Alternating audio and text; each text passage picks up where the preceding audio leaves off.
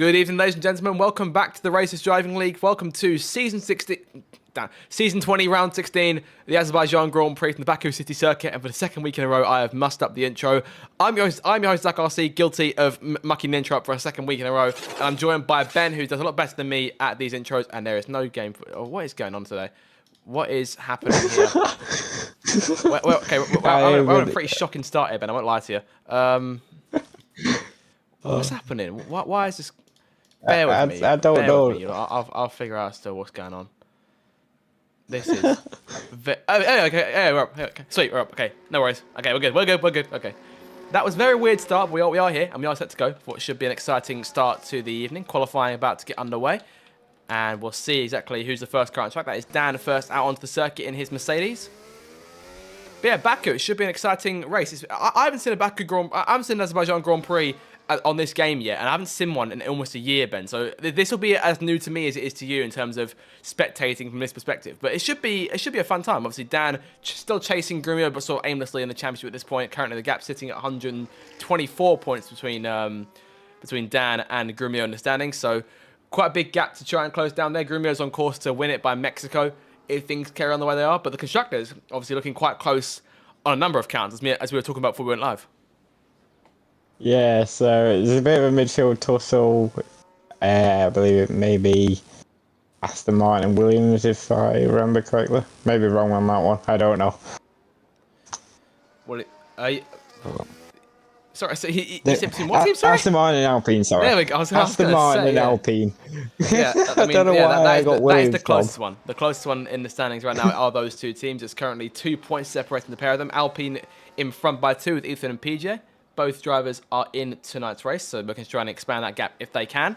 And obviously, we're looking at Aston Martin, the chasers, Websy and DJ. Again, both cars are in tonight's session, and it should be a fun time. And obviously, a number of battles going on over the course of the across the table going into tonight's race. So, Baku City Circuit, 20 corners. Dan is rounding turn 20 as we speak, and let's head on to our first qualifying lap.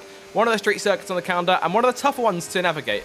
And last season it was 100% Grand Prix, but that's not the case this year. Obviously, the 100% race has been moved forward for this campaign by 1 race each. So next week we'll be going to Singapore, Ben, for what should be a very cracking race there.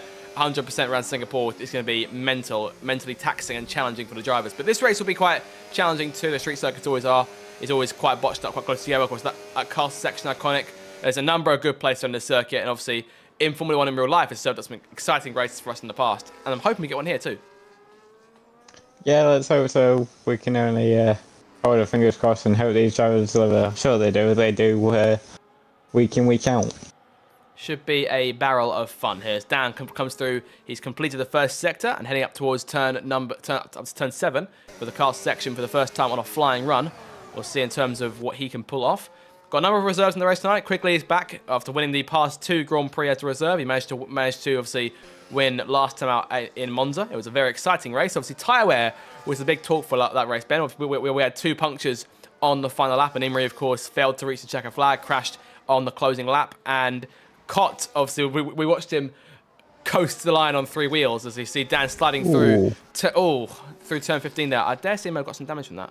Is he okay? I think he's all right. Yeah, I think he's all right. Quickly he's had a bit of a moment down at turn 3.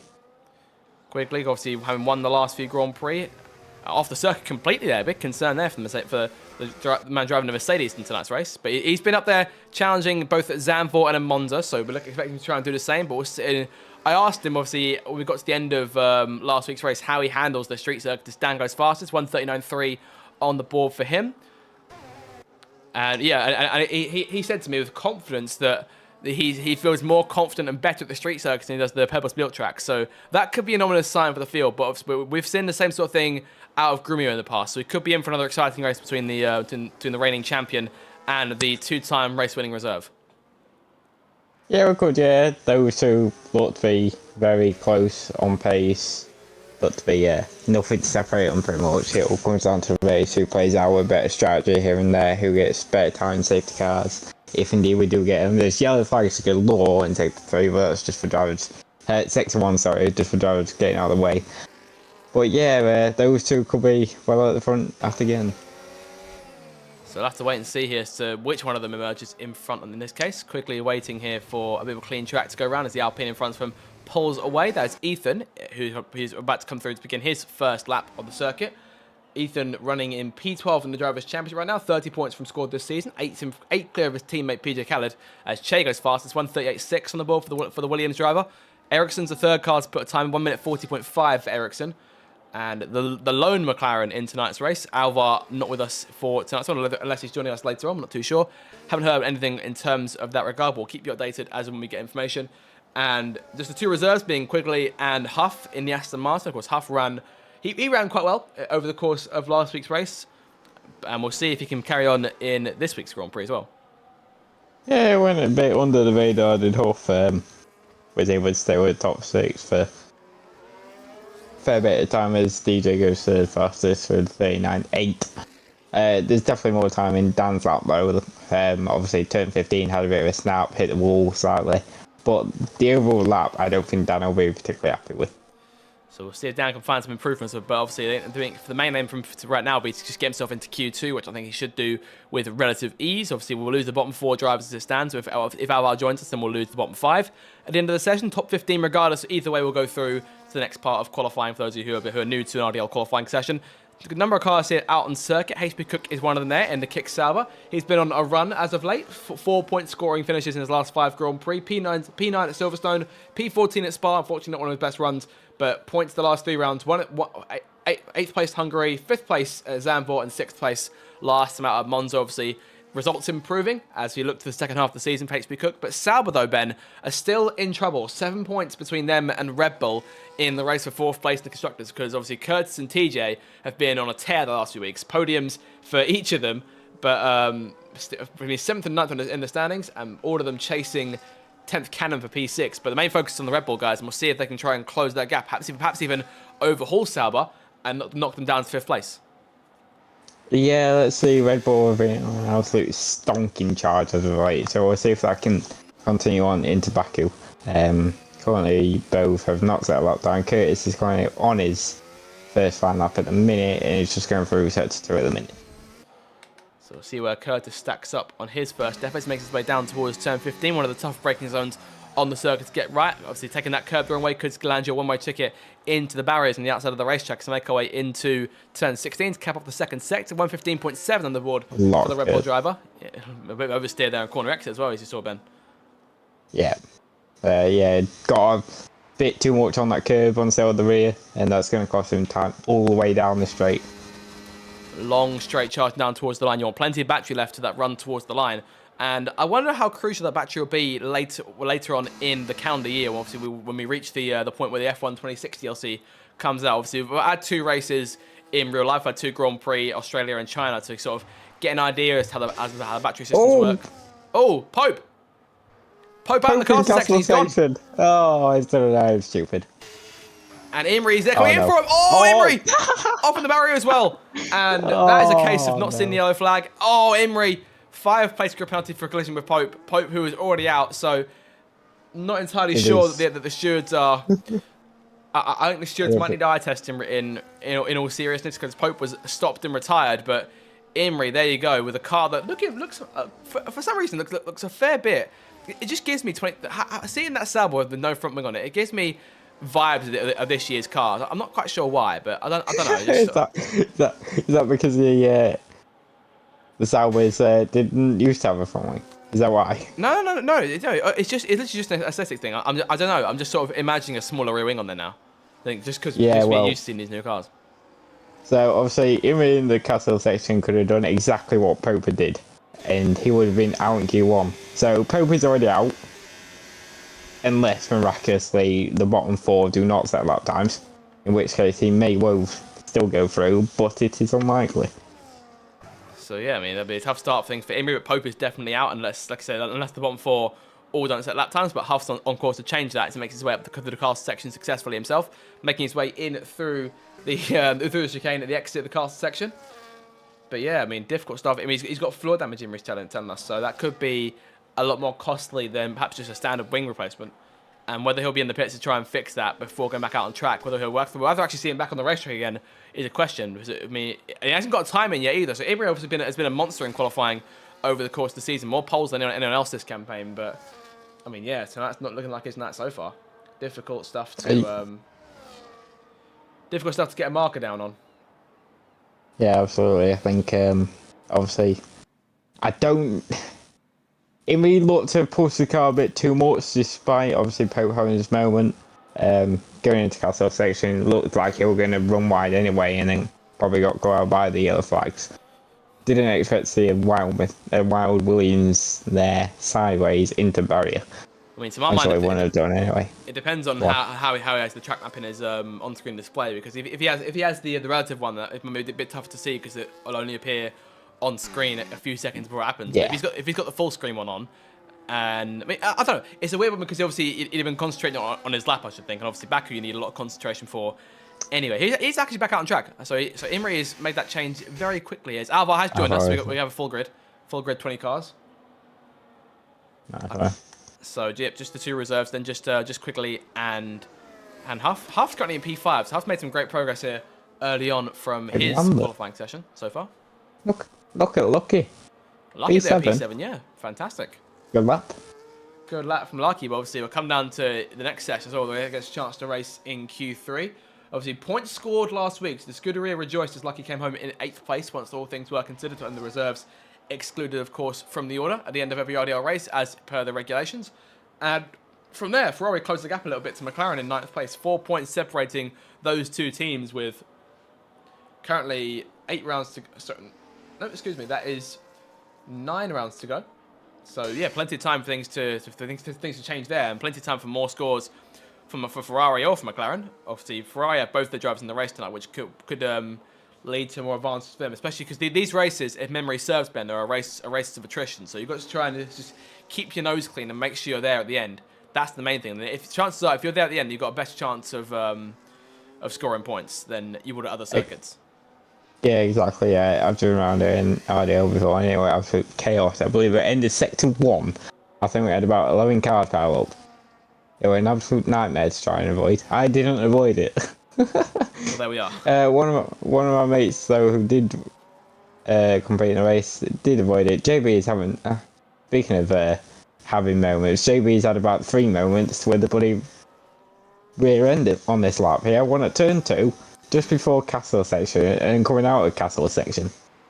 JB in the V card there, making his way down towards turn 15. Of course, he's been in a half decent run himself as of late. Obviously, that point score 2 weeks ago at Zandvoort. V card still running in 6th place in the constructors as it stands. Obviously, being buoyed mostly by 10th up in 6th place in the drivers' championship. 2 podiums in a row for 10th.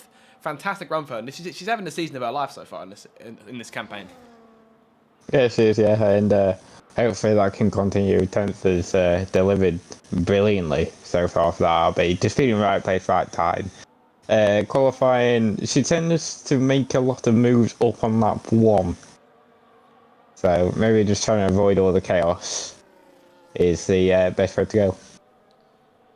So you have to see here. I mean, I'd say that there's no place other than this where I'd say avoiding chaos is imperative to having a good race. As Imri on his 2nd attempt, this time with no Rampant Williams waiting for him in the car section, going through turn 15, keeping the car nice and controlled. One of the Red Bulls there in front of him. I believe that is TJ. If I could be right. I don't know. I'll have a check. Yeah, no, it's TJ. I was right. Okay. Thought for saying it was Curtis, but apparently not. So, I mean, Curtis has been on the same set of soft tyres for 3 laps, so I imagine we'll see him pit this time, but I'm not sure if both of them are there. Grumio retires. I dare say both cars are one behind it. Oh, here we go.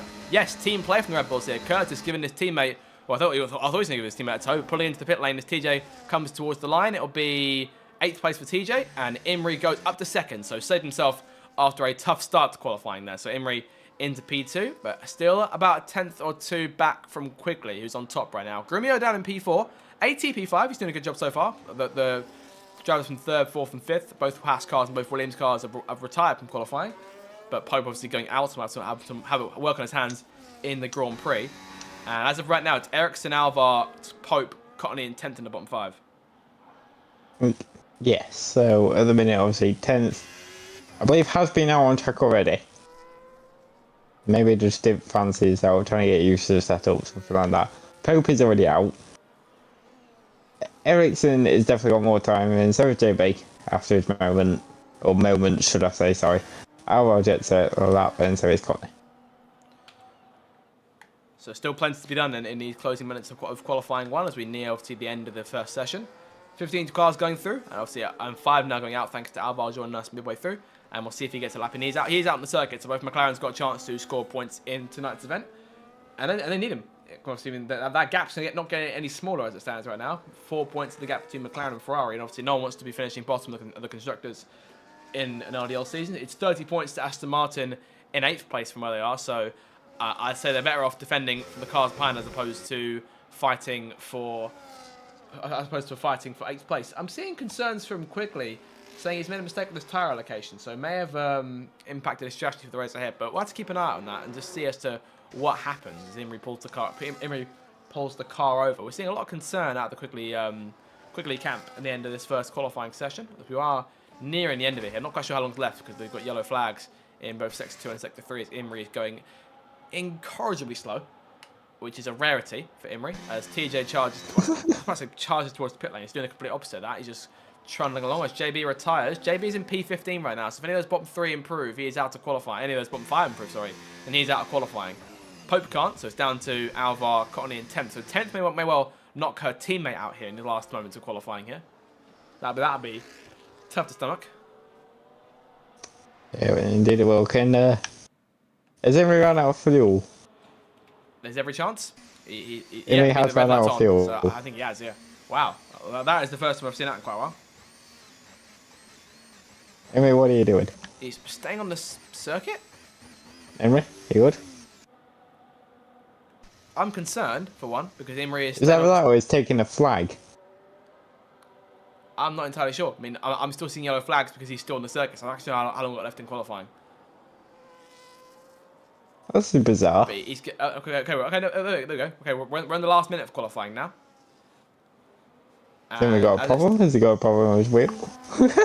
I'd have to assume so. I mean saying that, maybe he's running the car out of fuel. I'm not too sure. Actually, no. There he goes. No, we go about to know. I think you're right then, Ben. Must have been a problem with his wheel. Right, okay. Right, so now he's retired. Oh, Ericsson jumps to P8. Big lap there from the McLaren. That'll knock JB out. So JB and Pope both guaranteed to go out here. Dan also retiring. It's just down to these bottom 3 here. Ethan only 14th. Wow, yeah, I mean, he's on the cusp too. If Alvar can get a good lap in, and so can 10th. 10th's coming to the line now. I think she should get to the line in time. Using a lot of batteries to get herself there. Oh, checker flags up. Oh, and 10th misses it. And PJ goes out. I mean, he may still carry on. Both Alpines with a chance to make it. HB Cook could be the one who misses out if they both do. Alvar into P10, so those two are now on the brink. PJ 2/10 up, or just short of 2/10 up.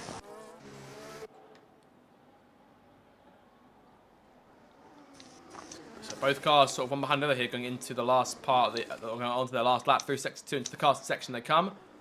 Oh, he's PJ! PJ crashes it. PJ go out. Oh, no. And that'll decide things fairly quickly. Yep, so PJ's out, JB, along with Pope, Connie in 10th, who did not make the flag in time. That'll do us then for qualifying 1, as Ethan will come through to decide what position he's meant to be. But 10th dead last, and that'll make her podium chance a bit more slim, as opposed to last few weeks. That is incredibly lucky for Ethan, because Ethan actually set a 37.1, so 9/10 off on his personal best through Sector 1 alone. PJ was improving, so...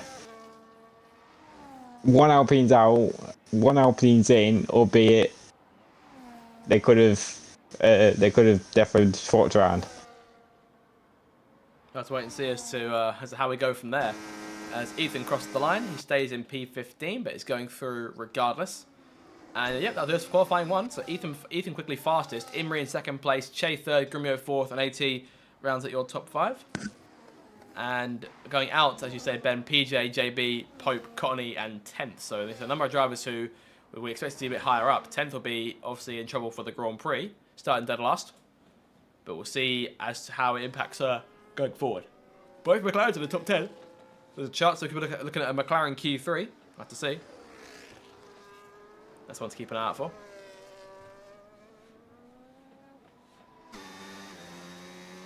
So Q1 over, and Q2 will commence shortly. Let's have a look at your final results before going into the second part of the session.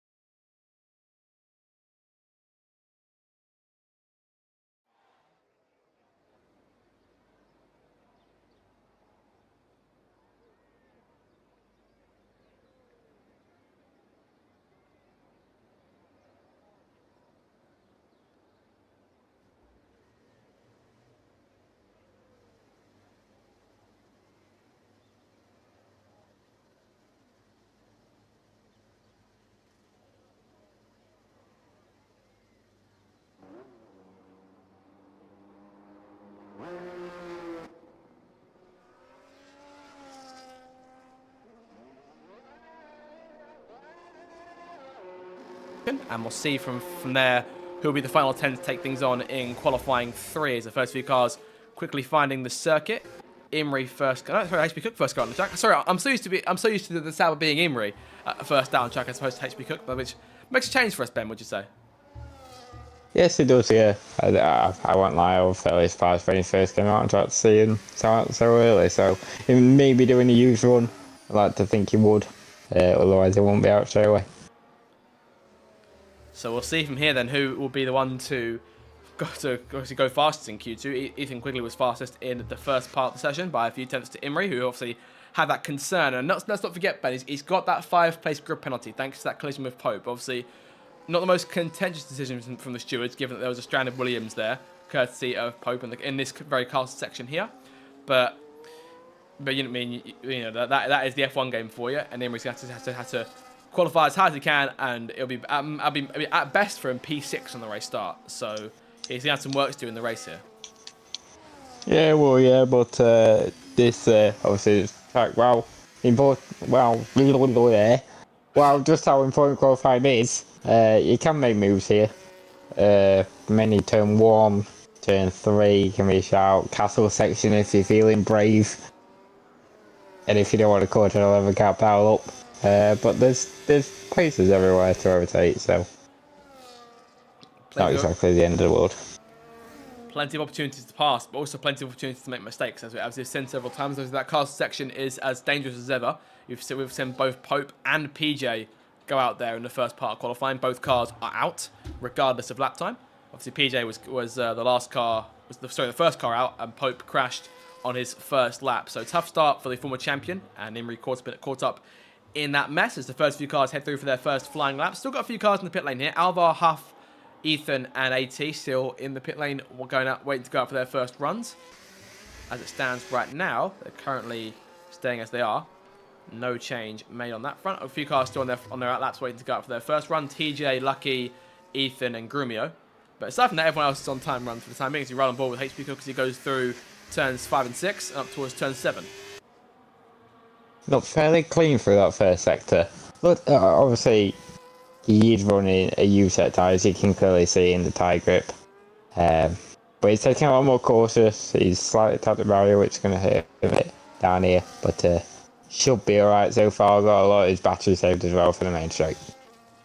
That'll be the big thing for the main straight coming up. Obviously, DRS in play down there as well. As he makes his way into turn 15, keeping the car under control. Got to be careful into turn 15 as well with track limits. I can't tell you when I was younger how many flashbacks I used to use during criminal races to get myself through there. Sort of lap after lap. It's not exact. Turn 15 is an absolute nightmare for just whacking the barrier. You don't need track limits, players, buddy, factoring it as well on the entry into turn 15. It's definitely a contentious one. It's one to keep an eye out for over the course of the race. Because track limits, I dare say, will be a... it may be a problem in certain parts of the circuit. HP Cook goes fastest, 139.6. I think Chase come through and go faster. Yep, 138.7 for Chase, so almost a second in front. 9/10 or so up as Curtis goes P3 on the Aston Martin's to line. That'll be DJ. DJ, the lone driver in tonight for Aston Martin, who can score points. Webbsy not with us, Huff in his place. And Webbsy, obviously, has been the scorer of the majority of Aston's points so far. Whoa! Oh, Imri's out. What on earth have I just seen on the main straight? I didn't see it. Oh, big shunt. So, And McLaren narrowly squeezing through. Ethan, so quickly just finished his lap, slowed right down. Imri got his lap time in, but now he's not going to be able to take part in Q3. So, at best, he's going to be able to start P15 or 16th. Actually, I'll have to see, because I'm not too sure what the rules are in terms of a fastest time, but because I think him being there in P10 on the board will be locked until unless someone goes faster. But there we go. So it looks like it'll be. I mean, it looks like it'll be either P15 or P20 for Imri. So when all rolls around, Ben, I think you're pretty right. Wow. I have no words. Also, Baku never fails to disappoint as it is. Look, he goes third. speaking of damage, I mean, I'm also seeing Che wandering on the circuit here with a broken front wing. Was he involved in that at all? Che was not involved. No, it was just Quigley and Imri. So Che had his own little adventure there in terms of damage as he brings his Stricken Williams back into the pit lane. He has got the second fastest time so far, 138.7. And Imri, before that happened, was a full second faster than Che. So that makes a change. Or whether Imri's on his fresh set of soft tyres, I'm not too sure. I think he used his first set of softs twice in Q1, obviously thanks to the run earlier on. But there we are. By the sounds of things as well, Quigley has got major damage from that collision. I'd have to imagine so, yeah. I mean, the wings and that are still intact, but I have to think floor damage will be somewhere in that aspect. Yeah, to be fair, I'm surprised it's not got a rear puncture from that collision because it was a fairly hefty whack. I didn't see it myself, but I'm glad you did, and I'm glad you've sort of described it to us because yeah, we just what on earth is Quigley doing there? He's just saw him go from just slide off out of turn 12. So this is a very strange qualifying session so far. What is going off? And I almost saw Grumio nearly stack it into the barriers on the pit entry as well. So this has been very topsy-turvy. Grumio sits in 8th place right now. Lucky in P3, so Lucky again finding plenty of pace here. Never underestimate Lucky Lambert. Never. But then also TJ's right up there as well, so... TJ in P4, obviously, he's come on leaps and bounds in the last couple of weeks or so. Yes, indeed, so... Grumio has got to be on the U-set tyres. He's down in 9th. Have to assume so, yeah. Half that. Dan, I'd like to imagine the same. Yeah, half good lap. But then again, we're significantly slower than what we were at the end of Q1. I'm thinking it must just be used tyres. Yeah, it's got to be. Because Imri did a 137.7, so he made gains. Yeah. Imri was the only driver to make gains, or so far up to now. And he's now not going to be able to participate in Q3. It's pending confirmation. Truthfully, the only reason I'm doubting is because it's been a while since I've actually seen a car crash after setting the fastest lap in a session. So we'll have to see who goes through from there. But I'd say keep an eye on who qualifies P11 in that case, because they may well still advance, because the game may want to have 10 cars in the session. But Imri is going to have a lot of work to do on his hands regardless, because again it'd be either P15 from a P10 qualifying and then P5 place grid penalty, or it would be dead last from a P15 qualifying place being considered last in this session, and then from there it will be P20 for the start. But the fact that the game's got sat in P10 right now, locked in, I should think he'll go through to Q3, but won't be able to participate because of the crash. I don't know. Where Pope Zanvor, I want to say it were, where I think he ended up crashing. But I don't think I think he had a lot for 6th fastest overall.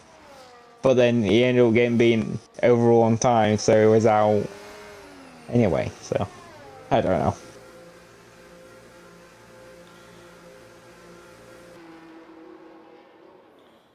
So as it stands right now, we've got just under 6 minutes to go in qualifying, and just looking to see, as of right now, your bottom 5: Curtis, Ericsson, DJ, Ethan, and Alvar. But the only one that hasn't set time yet is Alvar on the board.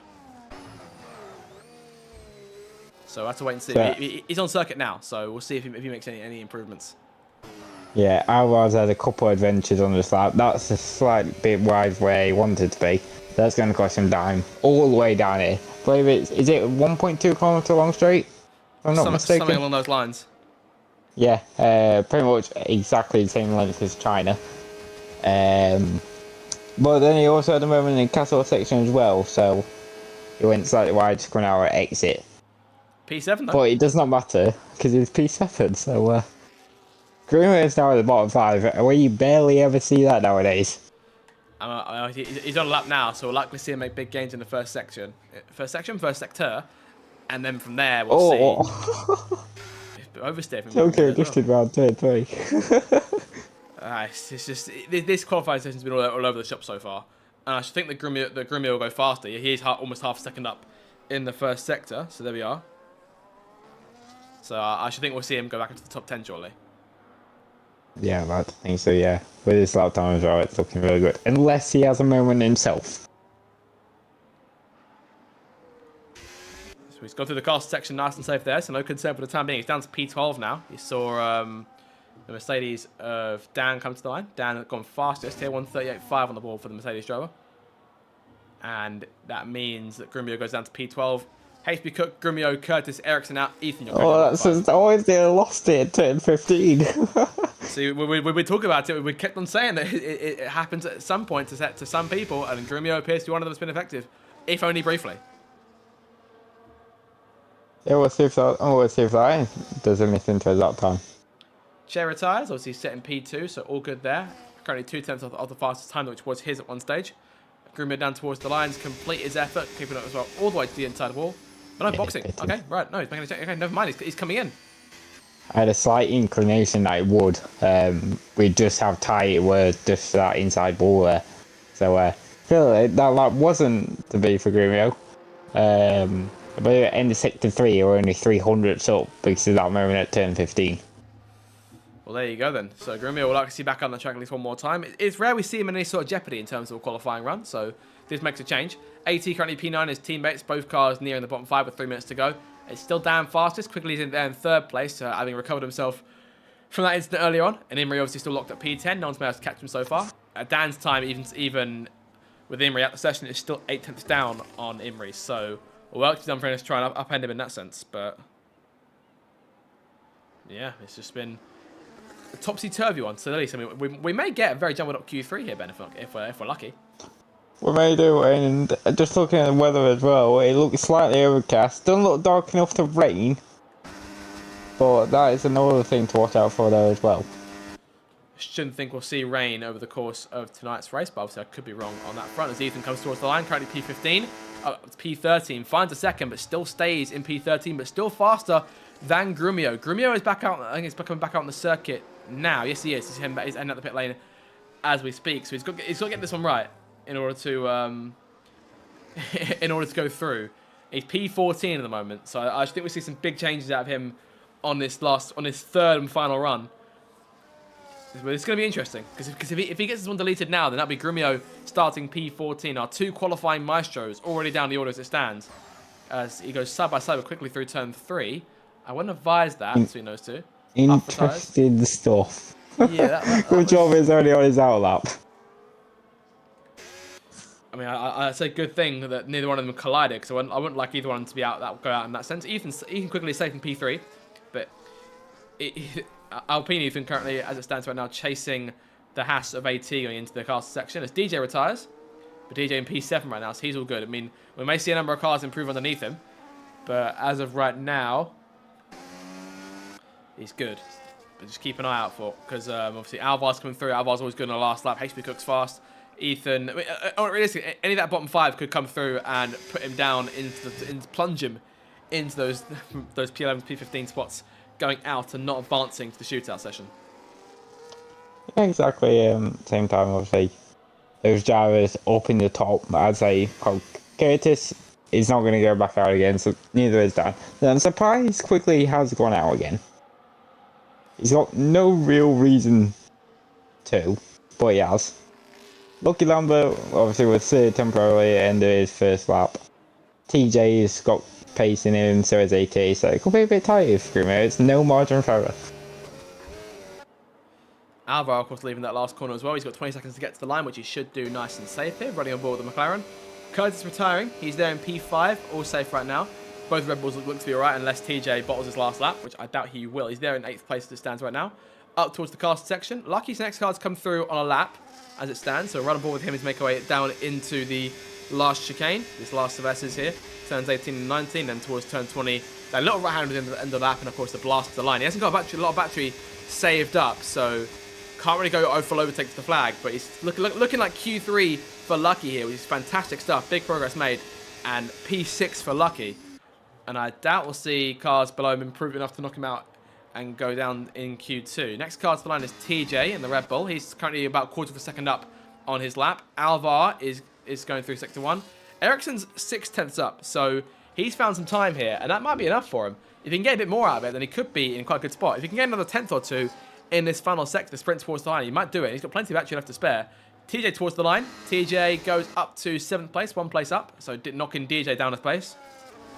And next car through will be Ericsson, coming toward the line, whether he can get himself into Q3. It's P12 for Ericsson. Unfortunately, he goes out. Next car through will be HP Cook, who's up by 4/10ths. And into sector 2, he's into P11. Again, not enough. Oh. Next car to the line. It, Grimio's almost 2 seconds up, so he's found some time. He's in the going to the he's 137. He's going to the 137.9s here, so I dare say he may actually top Imri at the end of this session as he comes up to the line. It was 1.2 seconds up. And there we go. Yeah, just go faster several.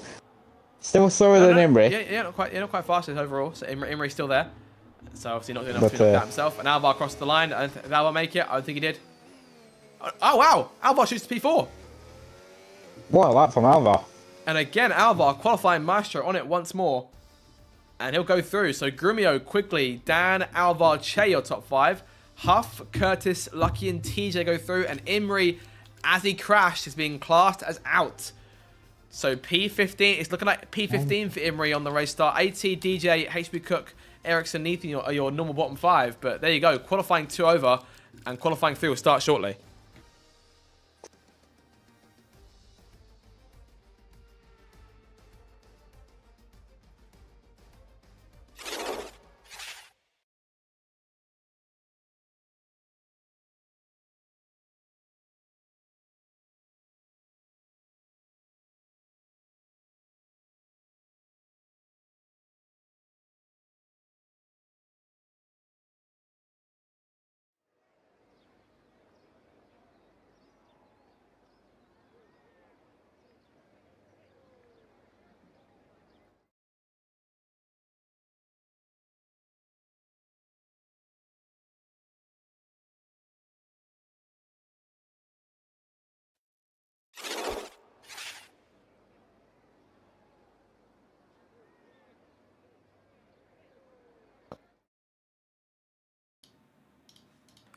So time for Q3 to get underway then. Our last 10 going into the final part. Oh, sorry, last 9 going into the last part. Imri obviously out crashing there in Q2 and now finds himself in a bit of trouble going into the Azerbaijan Grand Prix in about 20 minutes time from here.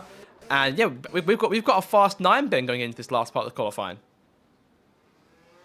Yeah, this is less drivers what we would have hoped for, but because of Imri's incident with Quigley, who has been disadvantaged as a result of that incident, we only end up with 9.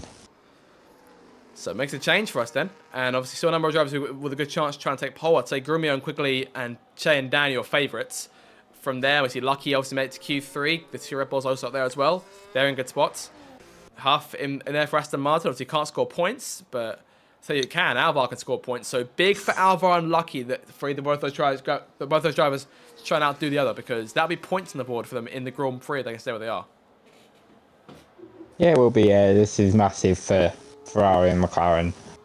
It could determine the season. It could maybe determine a few races, but Lucky's looked quick all throughout qualifying. Alvar stuck his nose up there in P4 and Q2, so anything can really happen. It's going to be very interesting to see who comes out on top here and who sort of sets them up best for the Grand Prix as they come through.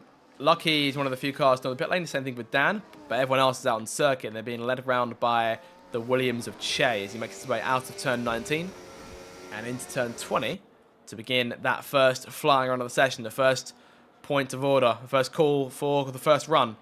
I'm saying first too many times. Alvar in behind him in the McLaren, so we'll see where he pops out. Oh, no, scrap that. Alvar into the pit lane. Right, well, there we go. That is an anticlimax for his Alvar's first run. I suppose he's getting a lay of the circuit here. He hasn't got long to go for another run. I'd say he'd be lucky to get another one in from here. Actually, he may still get two. I'm not too sure. But whether he's got another set of tyres to do that on is the other question. As Che gets a good toe off of Dan here going into turn 3. Now, I wonder, Ben, if we're seeing sort of like the old Grumio AT partnership of the olden days where those two were on different teams but gave each other a hand in qualifying. Yeah, maybe. Obviously, we see it. I think we saw it in season. Started off, I believe, season 16, I want to say. Saw it in season 17 quite a lot. Season 18 is obviously continuing. Good to see for your 5 pole position, or as in we clipped the wall on the outside of the castle section. No damage done, no time lost really. But it kind of disadvantages the rest of the field. Obviously advantages themselves, so if you're going to do that, why not? Obviously, as we know, this being the pair that won the Constructors' Championship for Haas last season, and looking for more of the we obviously can't win it for each other this time around, but those two teams are currently sitting in P2 and P3 in the Constructors. And I'll say this, I mean, the gap in the Drivers' Championship almost as large as the one in the Constructors. 124 points between Grumio and Dan, and 141 between Haas and Williams, so big gains there. I mean, Mercedes have got things opposite ends of the table here. Obviously, Obsessed Gamer not in tonight's race. He can't score points. Only has the 1 point score all season. Che in fastest, 137.9 starts off. Alvar is back out on the circuit now and looking for more improvements. And looking to actually get a lap in. Huff goes second fastest, 138.1. Next car to the line is one of the Red Bulls. That is Curtis. Up to third place, 138.9. Yeah, Probably needs more time than that to get himself up the order. Next through TJ. yeah, so it's a good lap from Huff for that. Che as well. Che's probably got a bit more time than him as TJ. Sorry to interrupt you there. That TJ goes 4 for 39.1 just behind his teammate.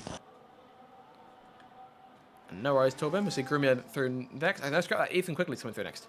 So we'll see what quickly he puts in as he makes it up towards the line. Obviously, he's won the last two. Won the last 2 races. He's been good in qualifying the last 2 races. And he's, oh wow, only 4,000 off Che. But we'll see where Grumio puts himself here. Next car through to the line. It's 114.0 in his second sector. 137.7 for Grumio. And I wonder if he may go unchallenged in qualifying here, based on these first laps. Now he's got himself clean and through, and he can go full balls. He can go full kitchen sink in Q3. We'll see here, but it looks as though he's the favourite thus far. Yeah, it looks like it, yeah, but obviously, I think quickly managed to 37.7. That first lap from Grumio was really good. Che's still got a bit of time in him. I feel like Dan's coming up to the line getting to get a mega toe. Off of Che here, that's the game plan. Yet to the What inside. I do with the barrier? Yeah, for a second I thought the exact same thing, but there we go. But Dan and Che trust each other immensely as both cars come towards the line. Che goes to the pits and Dan goes to the line. It's a 139.2. Not great from Dan. He needs a lot more than that to give himself a chance over the course of this session.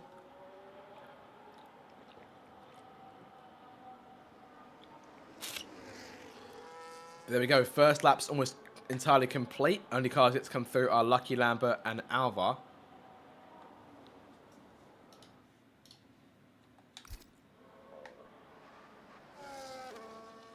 Alvar currently going through the second sector as it stands. It's out the castle nice and safe, but Alvar, obviously big thing here for him in qualifying. Same with Lucky who's in the pit lane. I have a feeling Lucky's only got one set of tyres to use.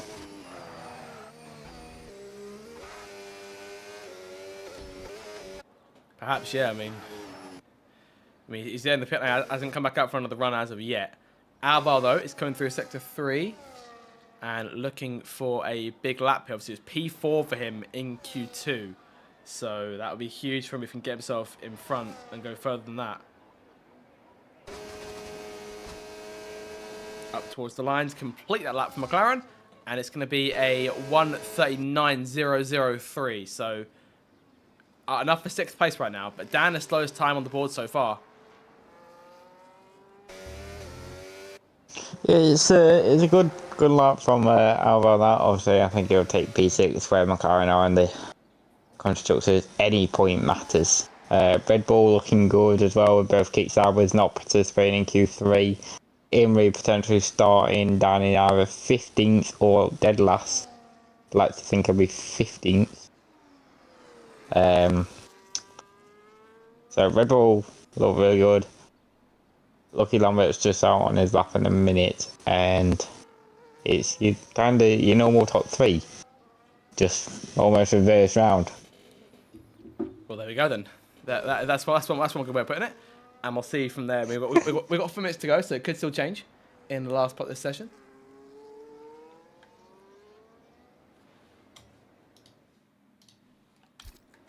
Tell you what, Zach, it has actually brightened up here, so I wonder if that cloud cover was just temporary. Perhaps, yeah. I mean, I'd like to see a dry race. I feel like this circuit's always a lot more fun in the dry than it is the wet. So I'm hoping that we'll see no changes there. That's 562. Hours on out of fuel. Majority of cars in the pit lane as of right now. Lucky's on his out lap. Same thing with Che. Lucky on circuit, so we need to see what sort of lap he puts in. He probably needs to put himself above Alvar if he can, going for a 3rd point score of the season, because he took his first one in Canada and 2nd one last week at Monza. So looking for big stuff out of the Ferrari camp to get them up higher in the Constructors' Championship. Again, I'm thinking the fight here is largely between them and McLaren. I can't see either one of them challenging Aston or Alpine from here. That's risky. Sorry, say again? that was very risky from Lucky, that. Yeah, I mean... Trying to get a bit of a 2 off Alvar. I don't know what sort of time you thought you could get from that distance, but there we go. I trust the judgment of the Season 10 champion more than I trust my own in that sense, in terms of driving the race car. So through turn 2, Lucky on his proper Q3 run now and looking for some big improvements. Currently the only car who hasn't got a lap in.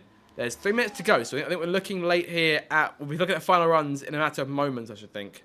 We should see some drivers start heading out onto the racetrack and making their last-ditch efforts to try and upend Grumio. It's currently, we'll have a look at your gaps here going into the last runs. Che is behind Grumio by just under a quarter of a second. Same thing for Quickly. Obviously, Quickly was 4,000s back from Che. It's almost half second from Grumio to Huff in P4. And from there, it's over a second back to Curtis. Alvar's just behind him. Less than a tenth separating those two. TJ as well in P7, 1.4 back. Dan, 1.8 back. 1.5 back. And Lucky, we yet to see his time yet, so I'm not too sure. Oh, Jay's drifting around turn 3. Che recovering himself, but keeps the car on the circuit and looking for what will be a strong last run. This will be his last chance to try and get himself in front of Grumio. Doesn't need much, but just needs to get himself within those few tenths. But obviously, if Grumio comes out and improves further, then that'll be the end of qualifying for Che. Back to how it's Che. Oh, okay. I mean, he's got time, so he's got time to go for another one. Best to back out early than to go for it and realise too late. Yeah, he probably realised that when he exited turn 3 after having that nightmare of the wheel spin. Up to the line for Lucky, though. Lucky to park up to the line here. It'll be 1:38.7 for That's Lucky. a good lap. That's not bad. Very good lap from Lucky, that. Very strong. Not bad at all here. Che's also on his lap. He's the only other car currently on a flyer. And it'll be him through to the line. Obviously, he's backing up. So we're yet to see last laps everyone else comes to play. Lucky, obviously, has set his. So he's calling it quits there. He's got a minute to go. Next car, the last car to come to the line will be Alvar. I think it'll be quite close for him in this last minute. I think he may be in a bit more jeopardy. But Grumio, I think, will make it. I think everyone else will. Oh, yellow flag. That's for Quickly. Down at turn 15, it seems. No, whether it was still clear. He hasn't got any damage, so it looks to be all good. As he sets himself up what could be a pole run if he gets himself fast enough in these last few moments. 40 seconds to go. And I think Grumio and Alvar are both under threat here. I think Grumio will make it. Alvar, I'm not too sure. Again, with a Che with a wheel spin, this time at turn 1. Needs to keep that car under control a lot more. He hasn't got much. He's sort of.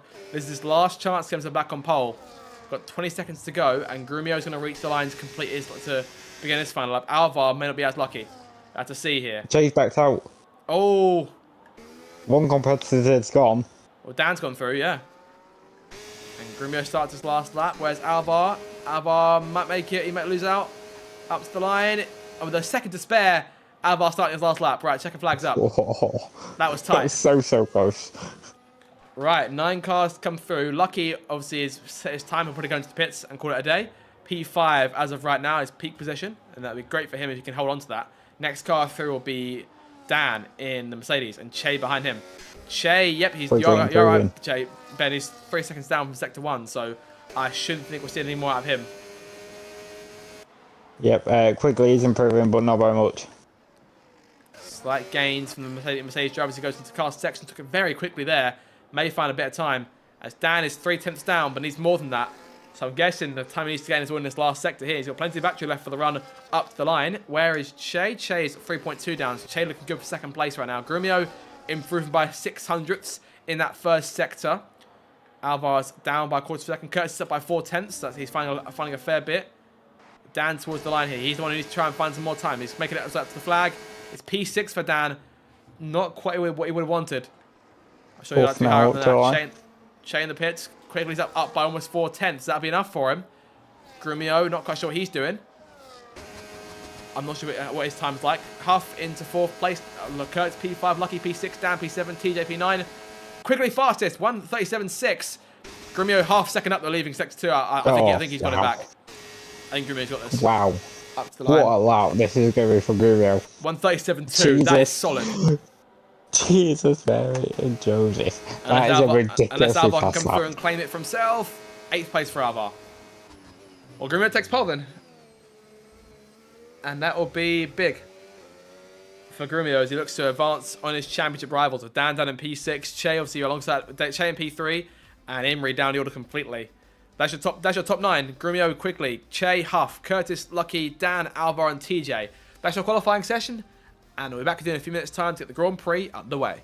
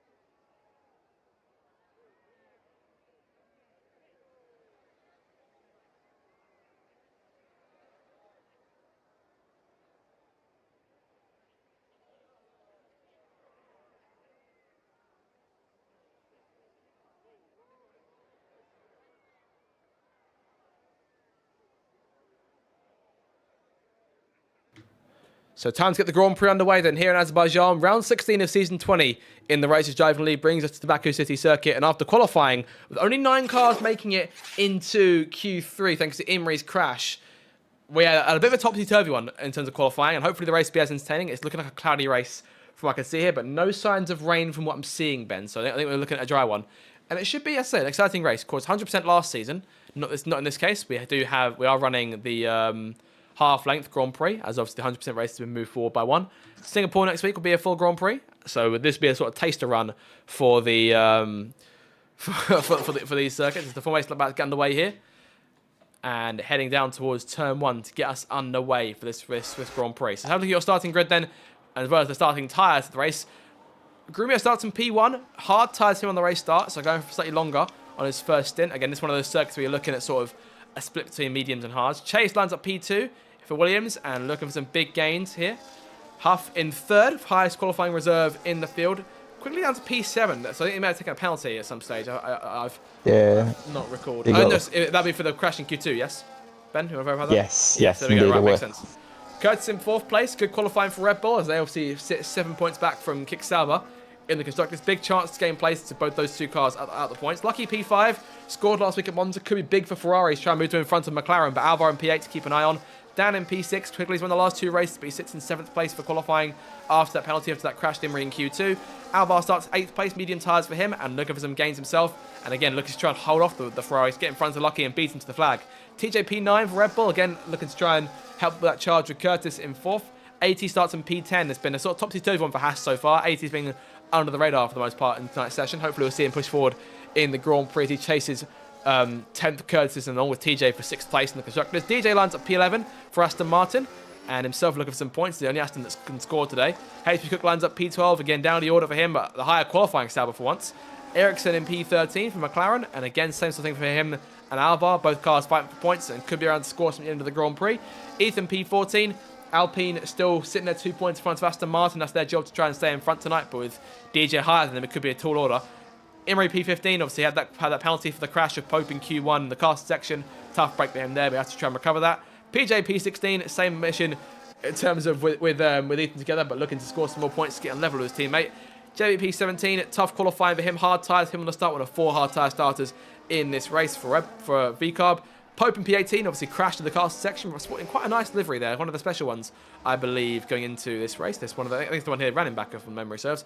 Collie P19 for Ferrari, and starting dead last is 10th Cannon, who's come off a podium the last 2 races and looking for a lot more. So looking for a lot more than dead last as they make their way through and up to the grid here. Grumio and Shea are already in place. You've seen Ethan quickly get disqualified from his formation lap run, so start from his box. Should be a good race, Ben. Should be a fun one. Yeah, it should be. Baku normally is, so let's hope and pray that it is indeed. So lights about to come on here to get us underway for the 16th race of the season. The lights about to come on for the race in Azerbaijan. Che and Grumio on the front row for the race towards that first left-hander. Lights up to the floor, and we're racing in Azerbaijan. Good start from both cars on the front row. Che gets to Grumio's inside, going towards that first corner. Che nipping in front for a second, goes side by side through turn 1, and we saw a lock up from one of the cars at that first turn, but Grumio gets in front of Che, clears in for turn 2. Nice and calm, cool as you like. Curtis into 3rd place, Huff down to 4th.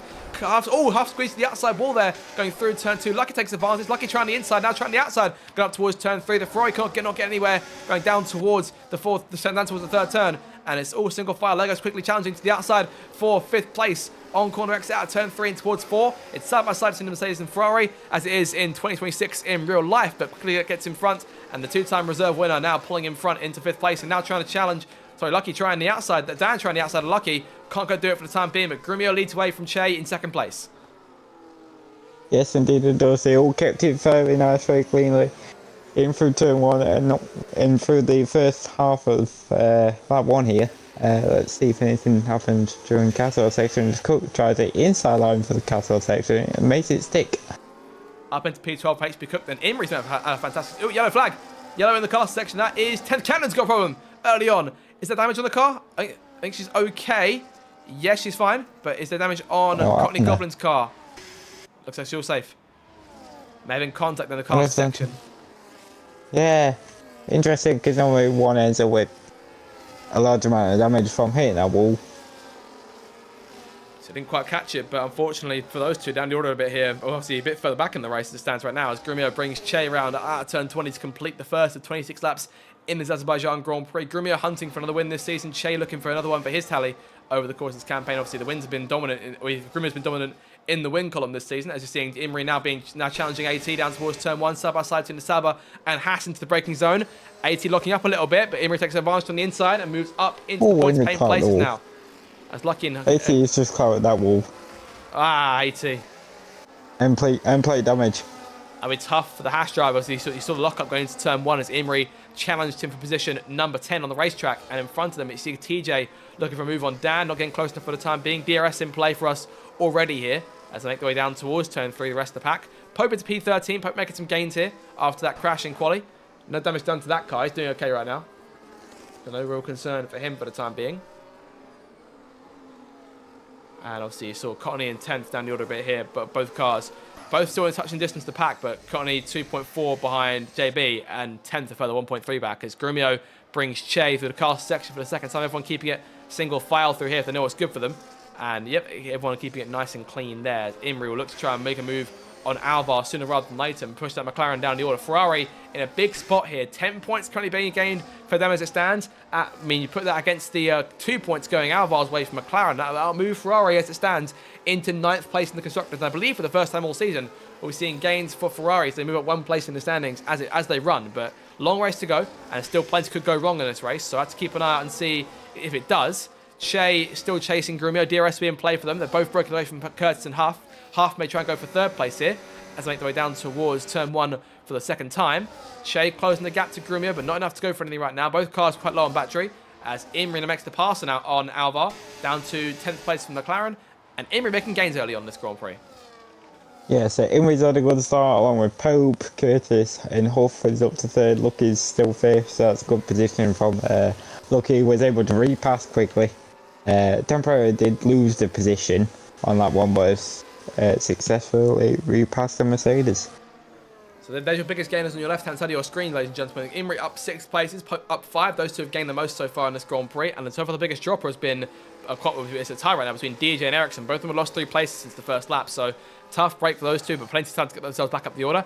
Ericsson P16 right now and dropping away. 10th obviously for a tough start, up a place now. She makes the move on Cottony Goblin, moving up into the 19th position. And yeah, I mean, obviously difficult for those guys to get forward, but 4 seconds separating 10th from JB as it stands right now. The 2 V-Carbs down in P18, P19 right now. Oh, as Che finds the outside wall for a second there and sliding through turns 10, 11, and 12. Gets the car back under control again, but that was a tough break for him. He may lose DRS as a result here. That could be a tough break for him, and obviously a poor development in his Grand Prix. Huff now a second in front of Curtis, so Huff pulling away.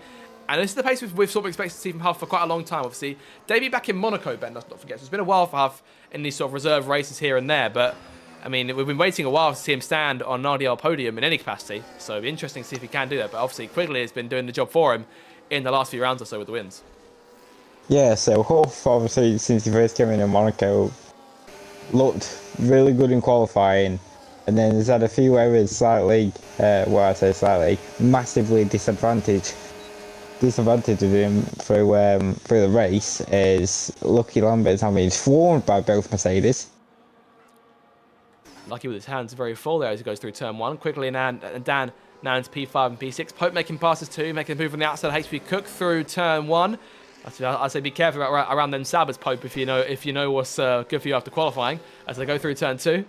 And Pope's next target will be AT in the Haas. AT out of the points at the minute and maybe in danger of falling down the order in the championship if TJ can push forward. TJ in P9 right now, so currently gaining 2 points. There's 3 points separating those two drivers. So another place for TJ that'll move him in front of AT in the standings unless AT can get himself back in P10. So points permutations are the name of the game so far in this Grand Prix. But as they run right now, it is still Grumio who leads by 1.7 seconds. And let's not forget, Ben, just as a reminder again of how good Grumio is. Obviously we know he's good. He's doing this on the hard tyre. He's doing it on the harder compound compared to Che, who's chasing him relentlessly, but to no avail.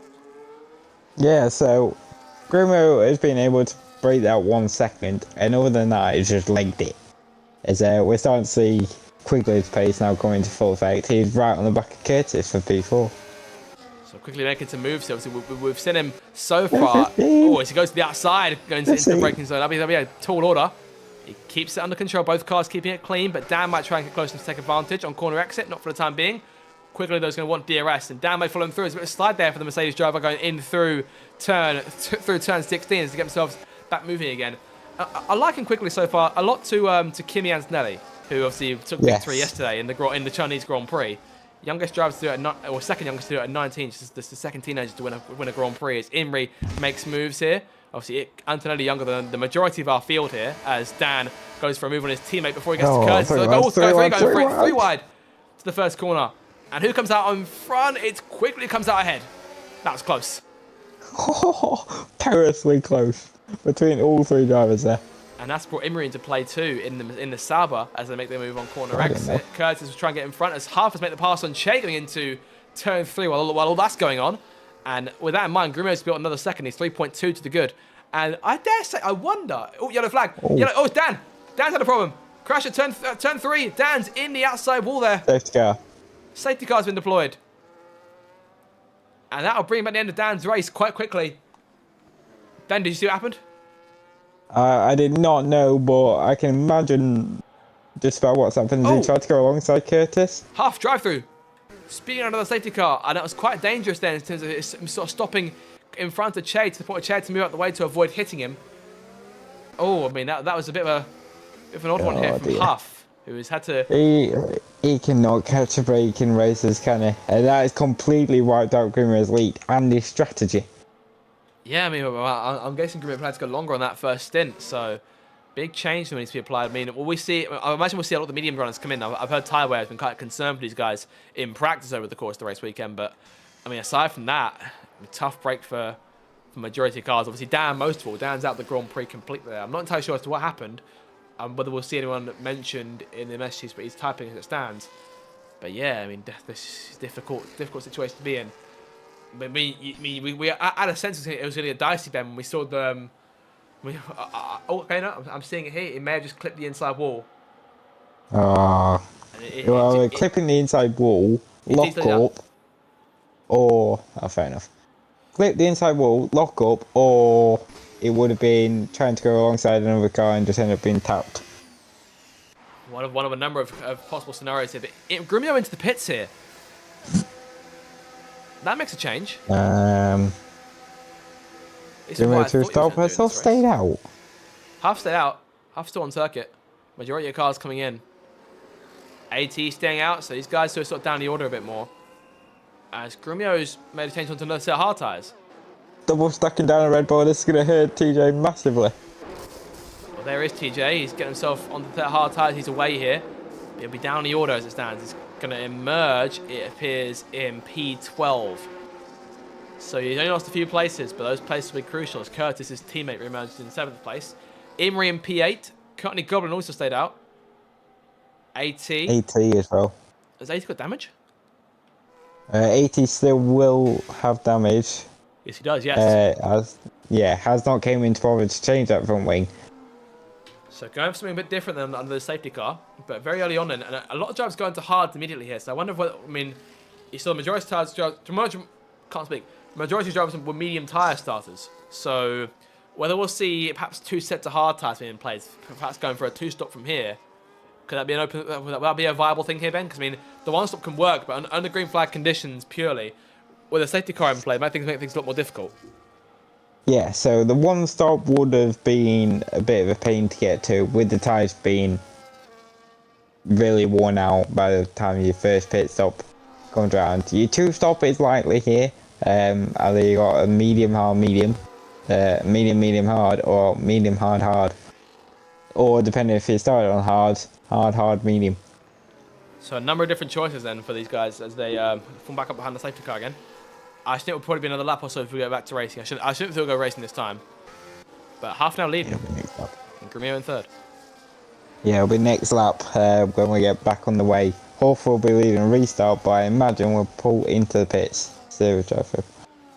We'll see if I reckon if we get another safety car, that'll work quite nicely for Huff. But as it stands right now, I wonder if he may have shot himself in the foot in terms of strategy. What do you reckon?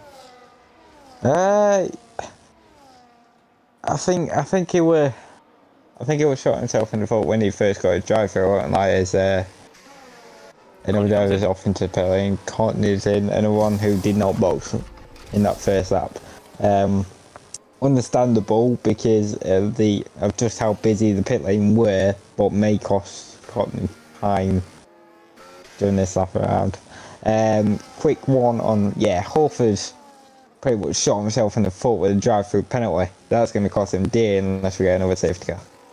Just to wait and see here as to what the game plan is. And yeah, we'll get an idea later on as to what happens in the Huff saga in this Grand Prix. Cockney Goblin away from the pit lane, back on the circuit, getting hard tired on that car. So everyone's pitted more except for AT and Huff. So I mean, it's tough stuff. And Grumio's going to need to box again, let's not forget, because he starts on the hard tyre. So obviously a number of drivers then who are going to need to stop again for obviously starting on the hard tyre, then going from there. AT will obviously still make his first stop. Huff, same thing.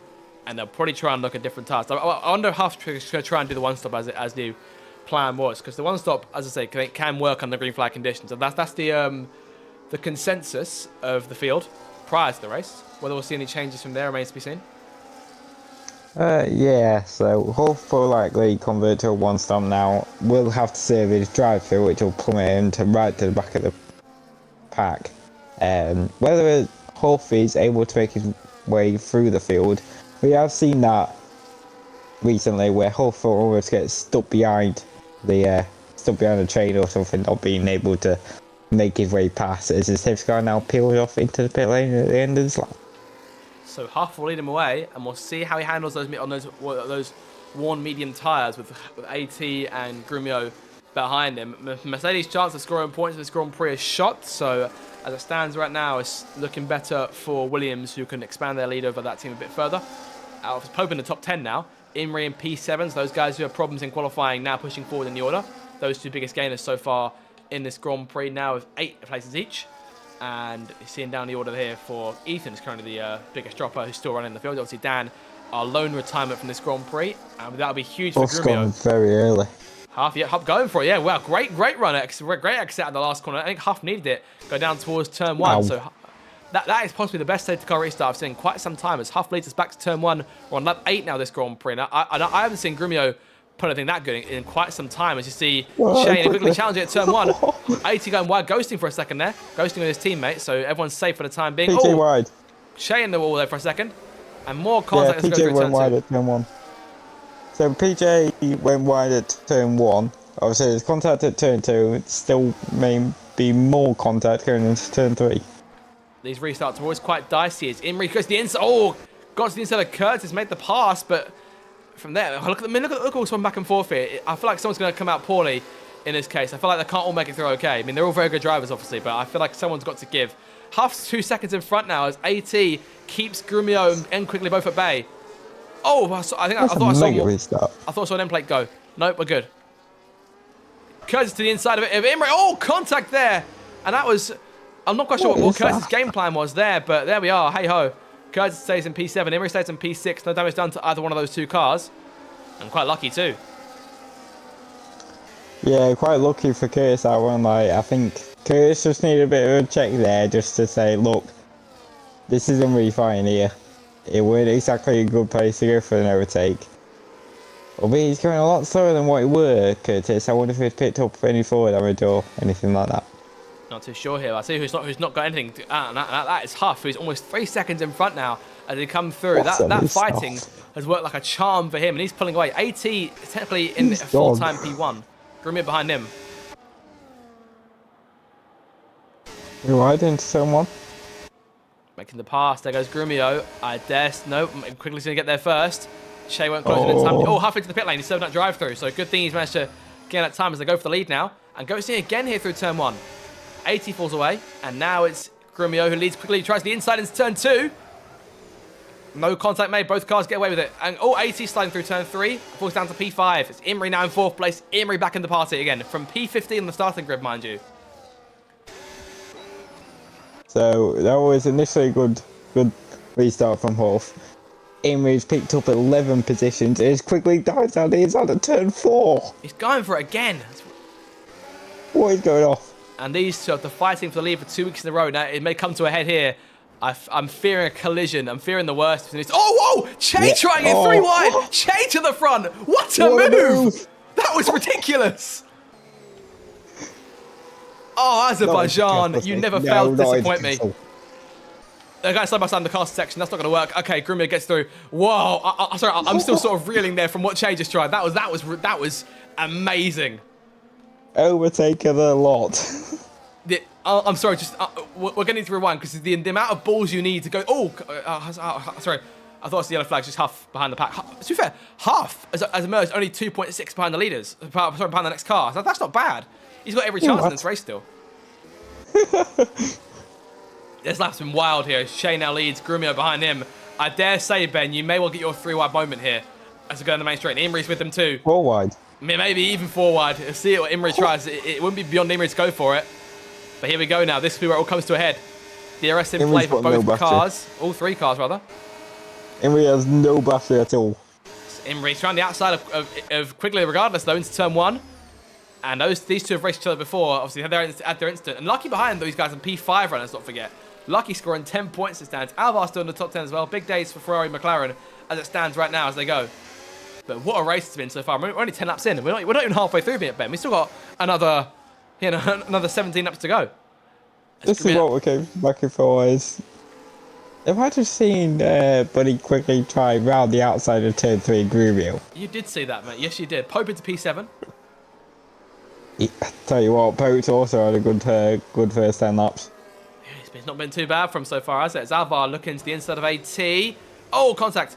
They get away safe for just a tyre tap, but I mean, AT, that damage isn't really helping Alvar's case. Only the cars behind him.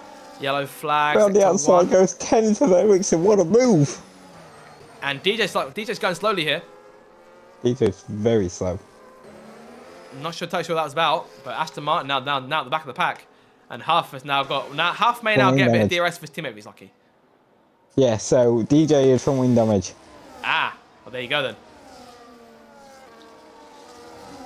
So. Oh, what a great first 10 laps this has been. And we've still got plenty to go, and everyone's still bunched up together. I mean, the first car out of DRS range for anyone right now is AT, who's currently 2 seconds back from Pope. So Pope and Curtis may well join the party. Lucky too. They can all get themselves involved here. We could be in for a right corker of a scrap here down the main straight. Yeah, I dare say we're not going to have a 4 wide moment, but it could definitely be fairly close between the top 4. Quickly closing on Grumio here. DRS in play, no batteries to spare. Going down towards turn 1, no send being made. Thought about it. TJ making the pass on AT down towards turn 1. You can see Alvar defending 2 as TJ goes around the outside. No contact made, getting nice clean racing. Risky. Aston Martin both in the pit lane here. A double stack. I think Aston's race may have gone down out the window here. That's Huff into the pit lane, and the reserve making a change of tyres, meaning that DJ will need to fix that wing. It'll be a bit of weight for him too. So Aston Martin's chance, I think, short of another safety car shot here. Cool. Oh, I'll tell you what, AT is not obviously changed up front wing. It's costing him big time. It's now got end plate on the other side of that front wing. He's no end plate at all. Side by side. Well, no. This is tight. Very tight. No end plate at all on that Haas. He's going for it though. He's still keeping himself on the inside, but on corner exit. And JB knows to fall back into line behind. The V cars come forward. P12 and P13 for those 2 cars now as they try and push forward. As you see they go past the grandstand and the exit of the castle. And yeah, I mean, it's just been a fantastic scrap of a race so far. Very scrappy, which we do like to see every so often in the RDL, especially on a street circuit. These ones can be fantastic. And I mean, in truth, depending on how well the regulations get utilised for 2026, I'm gonna miss these sort of battles. Yes, I think these street circuits are going to be a lot harder to overtake on. They're probably going to just remain the same as they were back in 2025. Here goes Grumio for the leader. On the outside, He's going to make his stint before turn 1. Cool as you like from the champion. Move Grumio back into P1 as Pope makes the pass on Curtis, making the clearance on the inside. Pope going towards that braking zone. Pope's on the move, yeah. On 17th. Again, same thing for those guys. It's 12 places for Pope, 11 for Imri. So it's been fantastic for them so far. And there's still half a race to come. And there's still every chance that Imri can try and win this race. But he needs to get up to Che and Grumio to fight him. Or hope they come together. There's Ethan's in, changing out from wing as well.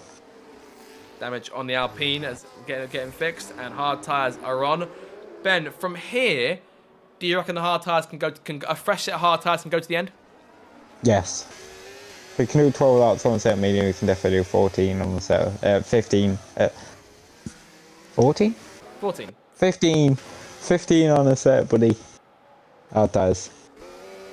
Well, there is your expert analysis from Ben, who's obviously been on the track before and done this a lot more than I have, despite tyres and him not really getting on the best in his career. But we carry on, as we are. And Grimio chasing Chase. Sorry, I had to get it in. I mean you had to get it every single week. You get it in somehow.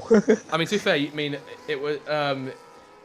we had Tem to give us a reminder of Jeddah in the chat during qualifying, which I didn't tell you about. Oh, brilliant. Although I say it's more about qualifying, I think, where... I think this is what happened to Emirates happened to you. I'm not sure. That's what was insinuated. Okay. Maybe.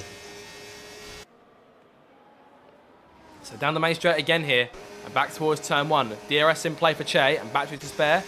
Grimio's not using any of his, so she managed to let Che go back through here. And past on the left-hand side into the race lead again. Move Che into P1. And I think what it'd take to sort of disorient Grimio now would be for in that scenario, for Chase to make the pass, then quickly to come back at him again and make look for P2 as well, but not to be for the time. Yeah. Quickly does also need to do a bit better on his battery management. He's running quite low when he gets down to the final straight, not being able to make a move. Speaking of moves, there goes Pope to the inside of Lucky. His charge up the order continues. Pope into 5th place now. He's 2.8 seconds back from the leaders, so needs to get himself forward. I reckon there's every chance Pope's got a good shot to win this race if he keeps on driving the way he has been driving. But passing those guys would be another story. Indeed it has. But Che commanding things as we near the halfway stage. Grimio in 2nd, Quigley 3rd. He's still keeping up there. Obviously, his points will be taken out when we get to the final order. And that'll put Imri on the podium for the first time in quite a while. Imri's not finished on the podium for the last 5 Grand Prix. His best finish being 4th. In his last 4 races. He didn't run at Zandvoort, along with Che. Came back last week, obviously had the retirement in Monza, the late puncture. He'll be hoping the tyres survive this time. That'll be the key thing from tonight. But we are halfway home. Right now, there's no tyre concerns as it stands. Yeah, I can't see anyone having a puncture within the next 5 laps or so, unless something happens with the wall. Yeah.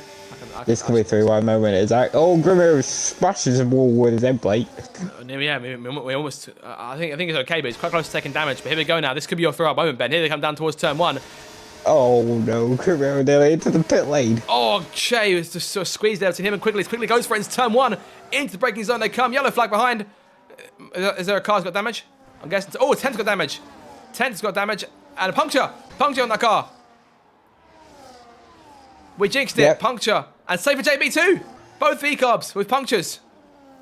Oh, 10 smashing the inside wall. Oh. She carries on. I thought she was out there.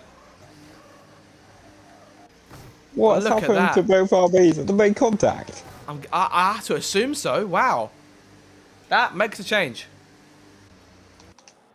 These two teammates have been fantastic with each other all season. And now this. Hard tyres on, so they're set to go to the end, but JB double stack in. I think same boat as the Aston Martins now. Only a safety car realistically will save them. And yeah, DJ retires. DJ's out of that. Yeah, DJ's out of the race. Tough for Aston Martin. Shame for DJ. Points. Yeah, massive shame for DJ because he actually looked fairly strong. And obviously a big thing for Alpine, because if they hype the order, they get a chance of trying to expand their lead to Aston. But right now they're in P14 and P16. They've sort of been hanging in the tail end of the order so far in this Grand Prix. And I think, as it stands right now, the top 4 have split up a bit. Pope's now 1.3 behind Imri, but as a result, Imri's now only 7 tenths back from Quigley, who himself is 1.3 back from Che. Che's the only one who's got a chance of taking the lead right now. Yeah, so I wonder if Quigley's made an error in Sector 2 somewhere, which cost him heavily. Imri being affected by his DRS, and Grimio is trying to get Che out of his DRS and has successfully managed. Well, only just. I mean, and Che might still come back at him for going into turn 2, because he's sort of hovering in and around as Imri comes in. Imri's bit. Change being made here. Right, okay. 2 stop. Yep, the 2 stop in play, I should think then. Well, I'll have to wait and see. Meaning? No, another set of hard tires on the car. Fair enough. And he's away. Watch out for the lightning fast. He's out by the end of this race.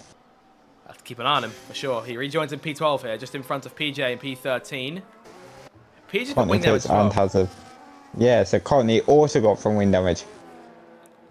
So there we go then. Courtney re-emerges from the pit lane, fresh front wing and medium tyres in the car. So Both JB and Cottony going for the mediums. We'll see how fast they are in the latter stage of the race. I think a safety car will obviously bunch everyone up and give us quite an exciting finish here. Yes, indeed it will. It's quickly added another error. I'm not sure. I wonder perhaps if just Che and Grumio have gotten the lead out and just pulled away. Because he's just dropped back 1.3 seconds on this lap alone. I mean, he did say he was having problems with his tyre allocation at the start of qualifying, so he thought he may have screwed things up there, but clearly not, because he's still been up front. And obviously Pope has been down the order. He's coming forward. 4th place for him right now. He's continued to advance up the field. And we'll see if it... I mean, as it stands right now, Imri's made a stop, so we'll see if anyone else does pit. But as it stands right now, Pope's looking at a podium in terms of full time. Zach. Yeah? It's raining. Oh, hello there. That could be a late change in this Grand Prix. There's any takers there? First thing? Doesn't seem so. Another top 6 going for it.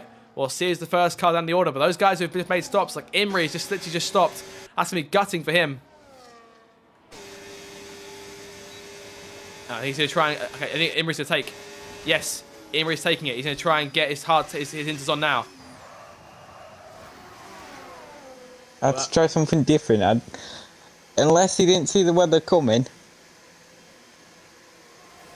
Oh, this is putting another spanner into the gears. Yep, another spanner in the works then for everyone in the order as the intermediate tyres go on for Imri. I mean, there's still sort of bright parts of the circuit, so it's a bit of a weird time for rain. But aside from that, I just thought that as well as that. This rain doesn't look particularly heavy at the minute, though. I have to see here how long these guys can go before we start losing grip. Oh, Che slams the inside wall there in the caster section, carries on. But that'll cost him more time, and that'll allow quickly to try and close in a bit more. As Pope is now almost within DRS range of the Mercedes. Yes, he is. He'll need to get there quick before DRS gets stable. To 15. Controlling the car. Yep, good stuff from Pope. Needs to get himself in that 1 second mark in a matter of seconds here. He slides out of turn 16 through 17 now. Using his batteries to try and get himself up there. He's 1.1 behind. He thinks he's going to miss out this time. Maybe. No, yeah, he's missed out. Well, any takers this time around? Nothing for Inters just yet. No one going for him. Imri's taken them. But I dare say it'll probably be a little while before it will actually come into effect for him. He's gone around Ethan for P15. P14, sorry. We're on to lap 17 now. 9 laps to go, Ben. And you wonder here, how long will we go on the dry tyres before the change to wet weather tyres is required? What do you think? At the moment, as it stands, I still think it's going to be while it's 80 comes into the box. I wonder if 80 is going to get that wing change and go onto a set of intermediate tyres. We'll see. I mean, he's been managing okay so far in the race, all things considered. And I think the Inter's ready. No, oh, it's medium tyres for 80. Okay, right. So, medium. Split decisions then. I wonder if perhaps From if the wing rain won't be enough. And the wing change is being changed at last. So, I wonder if the intermediate tyres are the way to go. Perhaps. Not too sure here. We've seen it before, haven't we, Zach, where it's been raining, but it's not been raining quite enough for the intermediates. I've had that in Japan during Kuruma to February. It's the most horrible thing on the planet. Honestly, Yes. Off topic, but I wouldn't wish like some semi-wet conditions, but it's still enough for dry tires in Japan on my worst enemy, or even just wet conditions in Japan on my worst enemy, because the tire wear is horrible. Yeah, indeed it is. So the rain looks to be getting no heavier at the minute, although drivers are starting to lose their rear end quite a lot now. Oh, quickly slow down. Quickly slow. Puncture. Front right's gone. And the seemingly be bulletproof careful onto the reserve. pit lane as well. Oh, it's not too far from the pit lane. Yeah, good thing. Don't do a launch stroll. He needs to get He's to got double the other puncture. side of the He's track got here. double puncture. Oh, another one. And the tyres here He's got starting to fall double apart. puncture. Oh, he's not going to make it to pits. Oh no! Quickly off the barriers there. Quick. Unless they can fuck with this. Can he keep himself moving? Oh, I think he's stuck. That's going to be huge Okay. for him. Huff's in. Oh, he's going to get disqualified. I wonder perhaps, yeah. He's out. Yeah. No, he's out of the race. Wow. Well, there you go then, quickly out. And the Double driver... puncture. Sorry, say again? Where? Sorry, he had a double puncture coming out of the fastest left-right. Yeah. He had two. He had one on his rear, one on his front. I just saw the front right. Yeah, front right and rear right went. Well, the question now is who's his next to go? I mean, I'm sure if Pope knows what's going on, he's probably sat there praying for both in particular for Grumio to get one, but probably not so much for Che, because Che's got a good chance to win the race for the team, try and close some points in the constructors for Williams. If they set 141 points back going into this event, and obviously Grumio's going to try and expand that advantage if he can, but he might not. Actually, I think Williams may close in by a few points this time. And lucky in P4 still. Look at that. And Alvar P6, and Ericsson P8. So all has gone quite topsy-turvy here for a number of teams. What a race this is if it were to be. I think the intermediate tyres on the tyres to be on at this moment in time. I think Imri's made the call too early. Perhaps, yeah, he may have been better off sticking with the hard tyres he just changed for. But we'll see here. We'll see if the decision comes good in the latter portion of the race. We'll see if the rain gets any heavier in these last 7 laps or so. That gap's yellow flag. Going down, and that's 10th. Spinning at 10:15. It's finally caught someone out. 10th is actually in the mare. Is Cook is now into the pits. So what happened? Oh, it's a weird place to lose here, wasn't I think it's just oversteer there. And I forgot a couple of drivers into pit lane now for the intermediates. They're away here. Oh, and safety car's out. Another yellow flag. Safety car. Oh, just another. Yellow flag in sector 3. Is it? That's JB? 10th. No. 10th's got damage, so I'm wondering if it could be from debris. Yeah, 10th. Well, there you go then, and that will shake everything up and bring everyone close together again. Right. Now what do you do? Get another spanner into the works. You have to pit. You've surely got to pit for intermediates.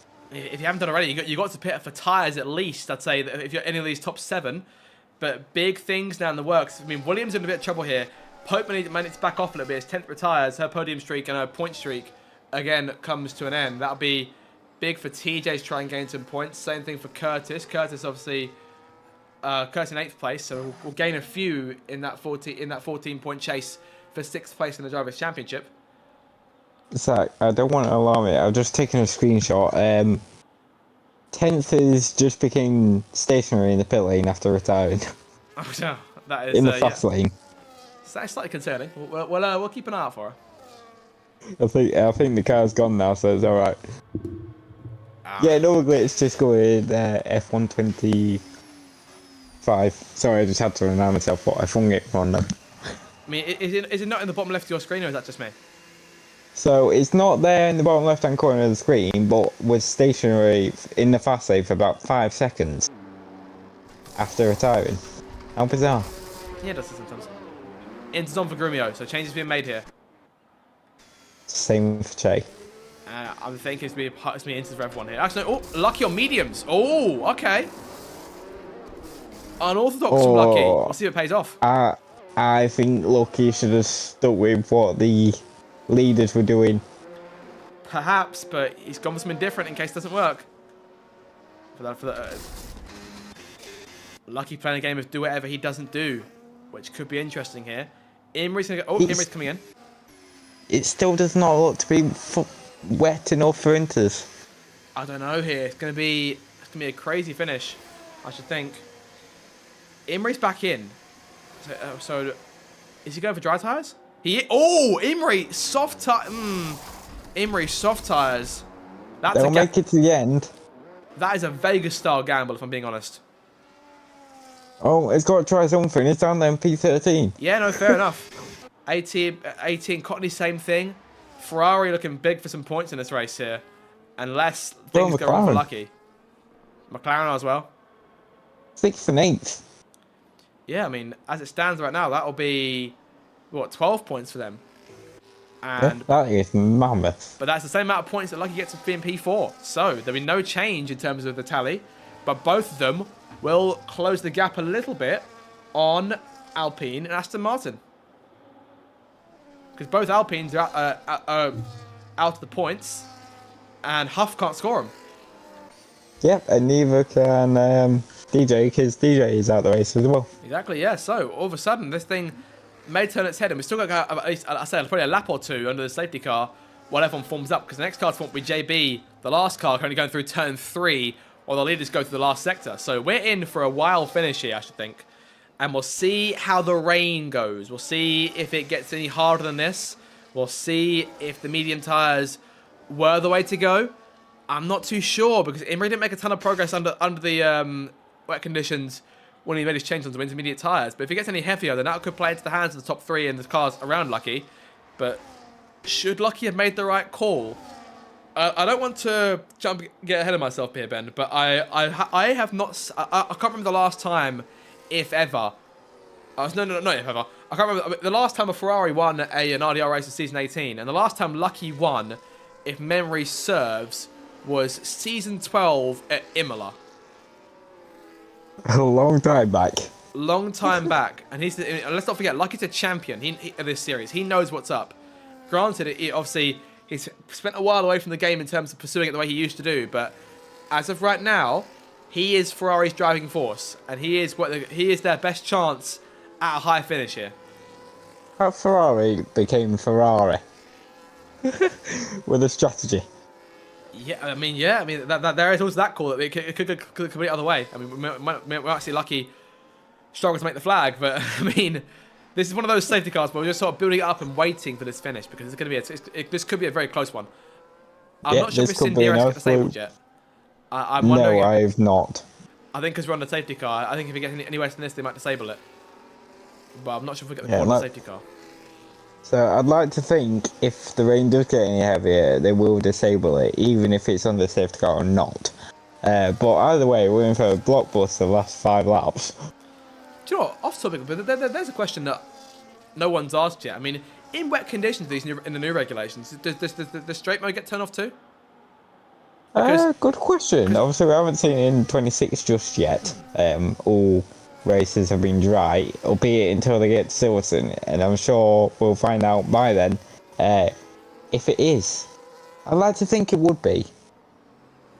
But you got me questioning that. I was like, I mean, I don't know anything about it, because I'm pretty sure that at the end of the first lap in China, they were using straight mode like from the main straight, because it's sort of like a bit more open in that sense. But yeah, I mean, I'm guessing it must get disabled, because I mean they don't enable it to because it's sort of a thing you change as you go. So I suppose it might just be a case of who's got the most balls. Yeah. Talking of rain as well, the rain does look like it's going to get slightly heavier. Which might be a concern for whether it's heavy enough, I don't know. Yeah. We're going to run into pits. 80 making a change. Whether he's sort of called his own bluff and going for inters now. Not too sure. I think I'm seeing inters. You soft. are seeing soft. Complete opposite from AT. Soft tyres on. But everyone. What is this face?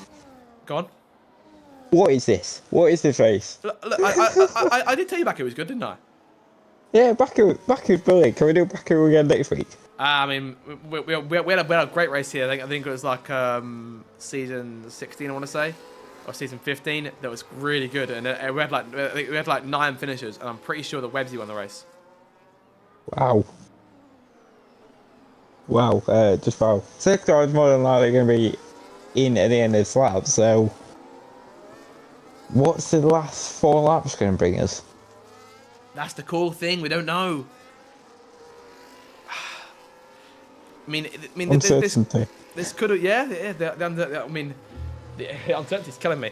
We'll probably find out very quickly as to which tyre compound has the advantage. The track's now a lot cloudier, so I wonder if the rain. You're probably right, Ben. The rain's getting heavier, I think, but at the same time, the track. I mean, the cars just look wetter because they've been in the rain for a little bit now. So, I'm starting to see puddles form. The thing is, to me, it looks heavier on on the halos of some cars than it does on others. I wonder if that's due to the metallic structure. I wonder, perhaps, yeah. As Imri's going for a bit. Imri's warming his tyres up, but probably quite cold on their safety car. So here we go, safety car in this lap. Whoa. So this is it then. They're ready. This is what 22 laps of racing we've been building up to. We've already had one safety car. That was our second. Grumio now leads this one. Huff, who left the last one, he's down in P13 here. Che and Pope will be chasing Grumio for the win. Lucky's looking for a podium finish. TJ in P5. Imri, Ericsson, AT, Lucky. Those 4 on dry tyres, which could be a big, big risk with some punctures later on this Grand Prix. We shouldn't see another one from here, but you never really know until the checker flag. So we've got 4 laps to go. Strap yourselves in, folks. Well, one last time, it's going to be a fantastic restart to cap things off, and we'll see when Grumio goes, because Grumio's got a habit of going quite late, but he's going the opposite here. He's gone for it, but Chase staying with him. Yeah, he hasn't exactly caught the field napping as Huff did on the first safety car restart, and may well be under pressure into turn 1 and maybe 3. 4 laps to go in Azerbaijan. The Sauber's going for it immediately at turn 1. You see Lucky trying to challenge Pope, can't quite get there. HB Cook, see Imri pulling in front of PJ in those soft tyres. It's going to be quite tense for him in these last 4 laps, trying to move himself up the field in the closing moments of this race. And I have to be careful about these corners as Lucky. Oh, Pope into second place. Pope passing Che. So Pope from P17 now in the second spot. That's a fantastic drive regardless, but if anyone could beat Grumio, it's Pope. Oh, Lucky's going to stay off the on. circuit. And Lucky down the order, and the gamble has not worked out for the Ferrari. And that'll be big Mclaren. Ericsson's down to P11, make that P10. Connie now in P10, Alvar in P5. So Alvar's P5, but further back, the other McLaren swapped the other Ferrari's nearly half round. Connie sliding here, 3 wide for the back. Ericsson is there, JB's also there. Tense. Ah, so tense. Top 9 have pulled away to their own little train here. Connie now leading that pack. Trying to get 1 point for Ferrari. If he can do that, it'll be fantastic for him. He hasn't scored in the last 5 rounds. Lucky obviously scored last week. We'll want to get more points if he can, but obviously down the order here. And it'll be tough for him to get him to navigate from there. Imri on those soft tyres is surviving right now. We may see a slide from him later on. I imagine that these tyres will wear more in the wet conditions, being in the complete wrong circumstances. Oh. Both kicks out was nearly into the wall at turn 15. Oh, it's tense here as Imri slides to the back end again through turn 16. I think it'll be a risk to see both make it to the flag in this late stage of the race, but right now the focus is on Grumio up front, and Pope is chasing him. He's in DRS range. DJ. Oh, it's just getting closer and closer as JB goes for the past 2. Oh, it's just ridiculously close. Is that, yeah, Alva tries to challenge on the main straight. DRS enabled. Okay, so Pope's in play for DRS. And that'll be big for him if he can try and catch up to Grumio. Yep, as Imri's now being passed here by PJ. So Alpine up into 8th. And Imri sliding through turns 1 and 2. Oh, someone's in the wall. Courtney Goblin in the wall there. He may have got damage, I think. I'm not too sure. AT up his inside. End plate damage. End plate loss for Cottony, who falls again. Faltering here, as there goes JB looking for it. JB's looking for points if he can. No reserves in the top 10. It's just top 10 scoring points now. Half down the order. Half in P13, obviously, quickly out. JB to the inside. P11 is his. Now, can he try and take P10 off of AT, who's on those soft tyres? Same for Imri. Those two may drop 2 places here. And Grumio's setting to work, trying to pull away from Pope, but he's not having much luck. As Che, who made that brilliant 3-wide move earlier, struggling in 3rd place. JB up into 10th. Oh no, what is going off here? JB to the inside, makes the pass for P10, and now is Imri there as well. JB's going to try the outside, going into the braking zone. Imri cuts him off. It's going to be very tense here as... 100% intermediates now. Yeah, Inters have the advantage without a shadow of a doubt here, and Grumio is pulling away. He's a second out of DRS range from Pope now, as Imri slides again there, slides twice, around he goes! And JB will take P9, but spins with him! So much on plate. And Imri tried the dry tyres have not worked out, and only AT is on the soft tyre, on the dry tyre and still carrying on, but albeit with wing damage too. So JB may take P9 here. So Courtney has got yet more from wing damage from that. Oh, contact! The Alpine, there's more contact. The Alpine, Ericsson there. Not the Alpine. Imri recovers himself. Hits. Out front, Pope's closing on Grumio here. He's back in DRS range, going for the lead. Down towards turn 1. He's closing in that gap. Won't get there. Not just yet. But we'll need to line himself up for an attack on Grumio on the final lap. I'm wondering, Ben, will this, if Pope can stay close enough, will this come down to a literal pass on the final straight towards the flag? I wonder. Are we going to get a photo finish? I wonder. It's going to be tense this, but Pope needs to keep it in there. I mean, I think he's got other ideas. I wonder if he's trying to go Grumio into an error of some sort. Yep, Huff into 9th.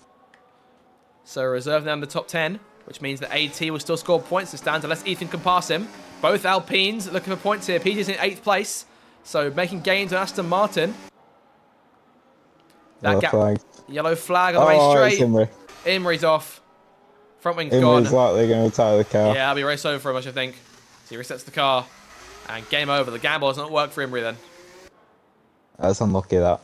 Yeah, I mean, just bad timing initially with his first stop. But in terms of the race up front, lap and a half to go, and it's still all Grumio and all Pope. Chase 1.2 behind. I'm probably hoping these two will collide and pick up the pieces. But TJ's behind him. The fact that Pope's even in this position is crazy.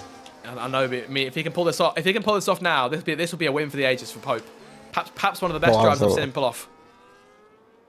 Absolutely. I think, honestly, even without the win, it's one of his better drives.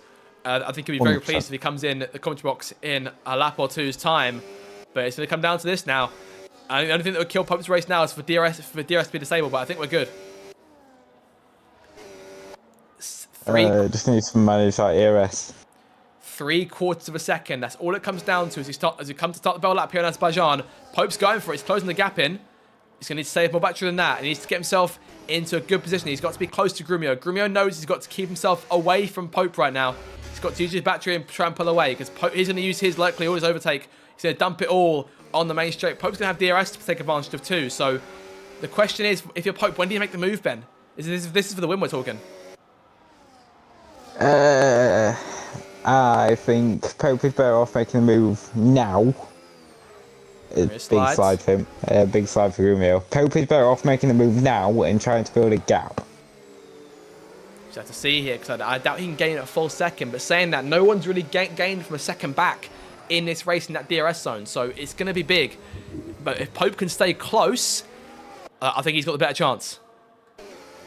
Can I just say, we've got on until lap 26. Not a single driver has got a track limits penalty. That's also true, yes. Wow, that's also big. I mean, it's a street circuit, so you don't get a ton of those. But I bet someone gets it down the last lap because you said that.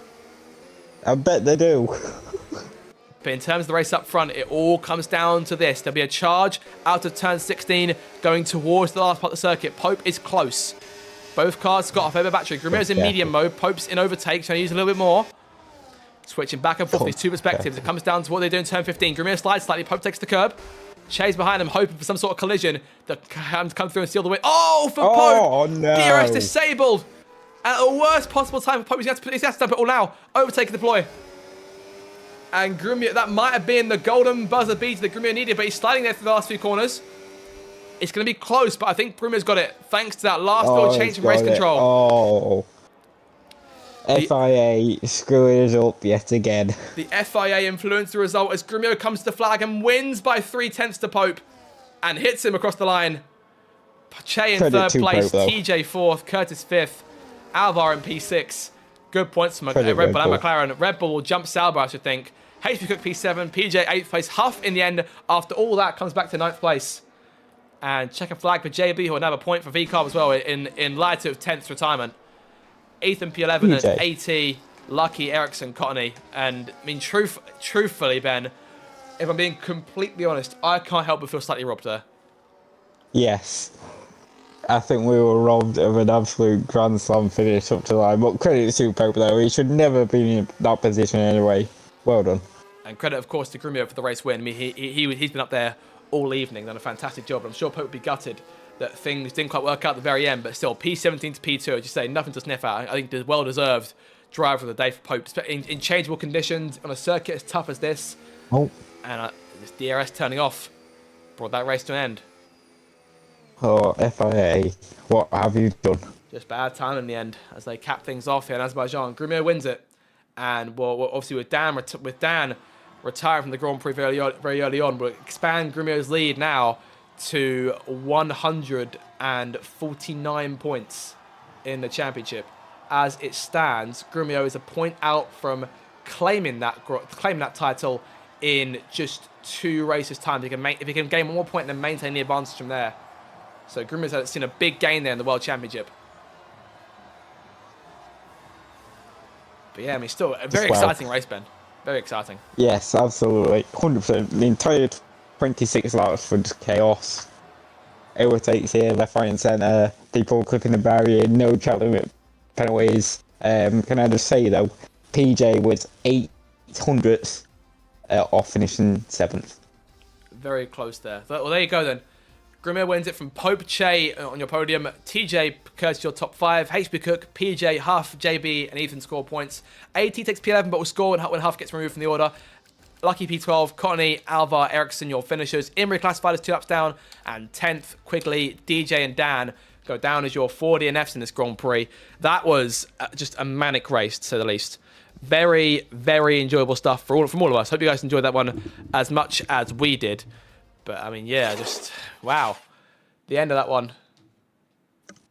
And we'll get posted interviews going shortly. Just fantastic racing from everyone involved. And not a single penalty for track limits. There's another one for you, Ben, so you were right. Yes, and nobody got it on the final lap of the race. Yeah. I mean, again, the DRS being disabled very late on, I feel like that'll be contentious for a lot of drivers, but obviously in-game race control, nothing we can do about that. But yeah, I mean, just the end of that race could have been a lot closer. And I hope we'll get to hear from Pope, because I imagine there'll be disappointment from him, but still, unreal stuff. The pace was brilliant from Pope all night long, and I think he's thoroughly deserving of that position there, sat in second place. But it could have been the win for him, but it just wasn't meant to be. Well, Pope can blame the FIA for that. So I'm sure he would have had him. We haven't seen a message from Pope in the chat, and I mean, apparently there were calls at the start of the race, the rain would be coming off when the Grand Prix was over in terms of when it would come, but. And I think that's what influenced Imri's choice to pit for hards, and also influenced the fact that I thought that the race was going to be dry all the way through. But from there, we got the rain a bit earlier than expected. I've learned to never sort of trust how long the rain will take. I think if it says to come towards the end of the race, it will come sort of 2/3 of the way there. That's sort of what I've learned. Yeah, you never quite well. Well, that's the weather, isn't it? That's weather everywhere. Yeah, no, fair enough. Even in the UK. In the past, I've always considered trying to turning off the accurate, perfect weather accuracy in Karima, just to make it a bit more exciting. But I don't know. I'll think about it one day. But just that's what the happened to Imri there. Is what keeps me away from doing that. I always run weather on approximate. Fair enough. I'll have to look into that myself. But I've got Pope in. Pope, P17 to P2. Still a fantastic drive, but I'm guessing there must be disappointment that DRS got disabled at quite literally at the last corner. P18, I'll have you know as well. Yeah. I mean, this is what happens when you pay the FIA. You know, you get decisions going your way, and that's the unfortunate reality. No, it's just one of those. I mean, I'm happy, but also I should have won. So, but I had a collision with AT, so I don't think it's going to be a long-lasting podium. So I do have to apologise to AT. I think it gave him a little bit of damage. But nonetheless, I had fun. My practice consisted of the lap it took me to hit the castle section, so doing that on no practice is always nice. On that subject, what exactly happened that sort of brought about the crash in the castle section? Was there any sort of mistake you made? It's a great question. I have no idea. Oh. Genuinely, I thought I braked at the right time, but clearly I didn't. So yeah, unfortunate, but I mean, I probably did better starting at the back than I would do at the front, so.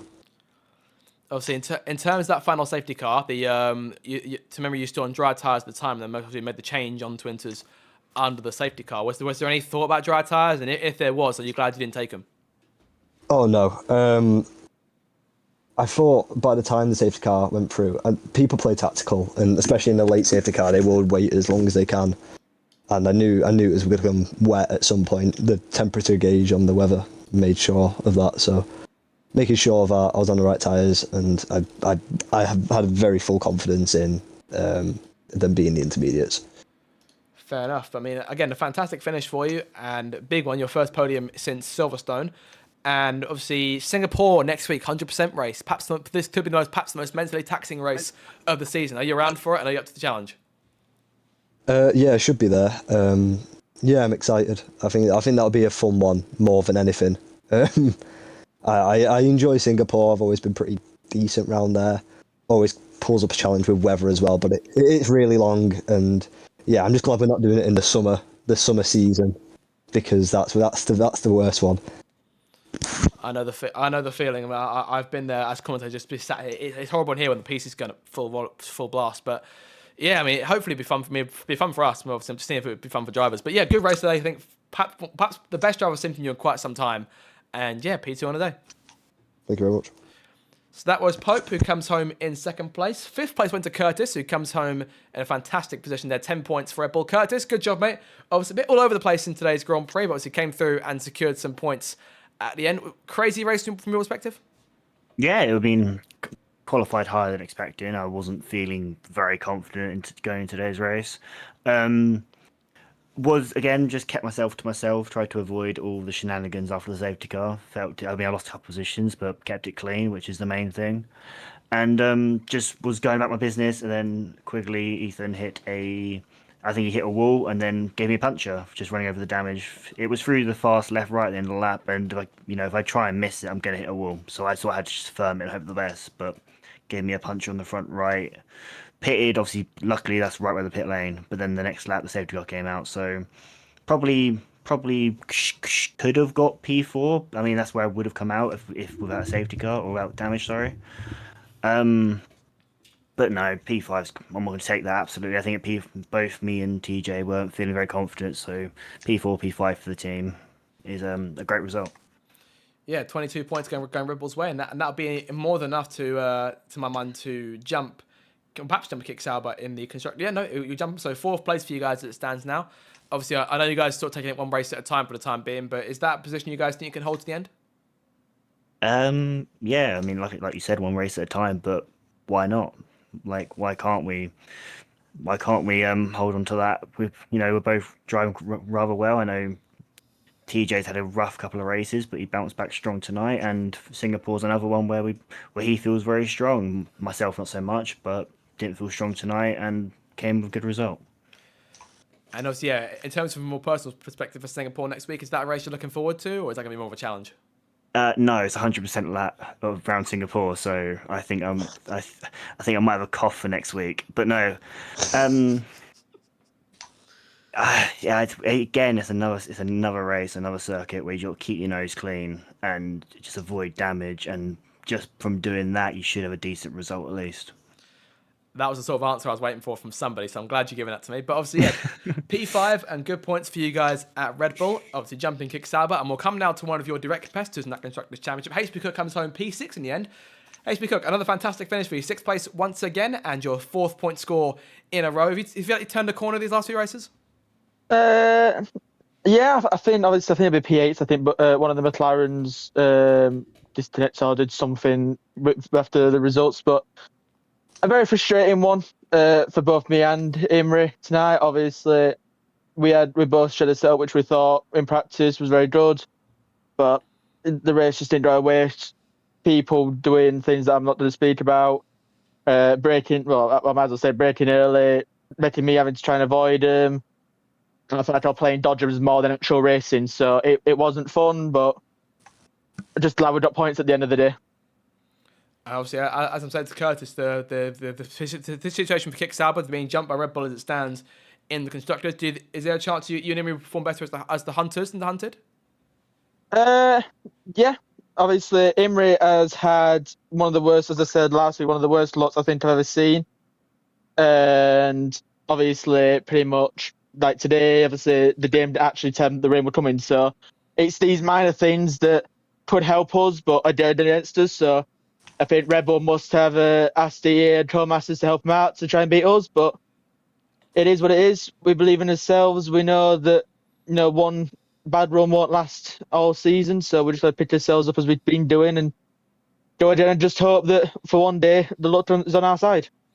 And could that day be Singapore next week? Hopefully. Singapore is a good track for me. In other leads, I've performed pretty well around Singapore. I'm not sure Imre, I haven't really spoken to him about it. But, one thing I would guarantee is we'll give it our all. 100% race, you never know what can happen. And I think somebody said it earlier about it's so challenging, 100% races. This is what I love about racing, that one mistake and you're in a wall. So we might see a few retirements, might see a few shots. So we've just got to pretty much keep to ourselves and get a result and keep moving forward. Keep moving forward. That sounds like the key for you guys in the last 8 rounds of the season. Obviously, good job on the points once again, and pushing forward for you in the championship. And we'll come now last of all to JB, who scores points for VCAR after 10th Cannon's retirement. JB, can you just confirm was it P9 or P10 you finished? Because I'm being told about disconnection. It's P10. It'll be P9 after Huff's out of the final results. Okay, so that still confirms what I can see on my screens. That's all fine. Okay, yep. So yeah, P9 for you, and obviously quite a topsy-turvy race. Obviously out in Q1, and from there you and 10th sort of spent a bit of time down the order, but obviously came parting forward. 10th retirement probably wasn't a spanner in the works, and obviously the late safety car played into that too. You were sort of in the thick of it in that last restart. You want to talk us through that? Yes. A few people on the dry tyres and they got it wrong. Just one of those things. It seemed like it was in that crossover, and it wasn't clear whether it was going to keep getting heavier. And unfortunately, it did for those guys. And there was a moment where Imri was sliding all over the place, and some of us barely avoided him. I think Connie may have got damage. I don't know. But yeah, just a lot of chaos. Unfortunately, it delayed me quite a bit, but I managed to get around 80 again, who slipped by, and I wasn't going to catch PJ, who was the next car ahead. So that it is what it was, and we'll just have to try and get points again next week, because it was nice to end up in the top 10. Would you say in terms of these late race restarts, there's a different mentality that comes into it on a street circuit as opposed to purpose built? Yes, because you're having to brake a lot earlier, especially in the rain, because you've got 10 cars ahead of you. In my case, suddenly with the concertina having to measure that, and a few people did get it wrong. I saw a few people with damage there at the end, and even earlier in the race when it was dry, there were quite a few moments where everyone would stack up. I think on the first safety car restart, there were quite a few people who were on old tyres, and then people just weren't really paying attention to that fact, and then running into the back of people who obviously had to brake a lot earlier, especially on a low downforce track. So it is something you have to think about. It does come with experience, but I was at the back anyway, especially on the second restart, so I could take it a bit easier. Didn't have to worry about anyone hitting me. So yeah, it's just one of those things. And obviously, as the most experienced driver in the RDL, we trust your judgment on that front. And in terms of next week's race in Singapore, obviously 100% complete. Obviously, never done 100% Singapore before in this league, so complete, as memory serves. Completely different challenge in that aspect. So are we up for that? Yeah, absolutely. Yeah, it's going to be a really long one because it's normally the longest race anyway. I think it will be close to the 2-hour mark. So hope everyone's ready for an enduro. In definitely in that sense.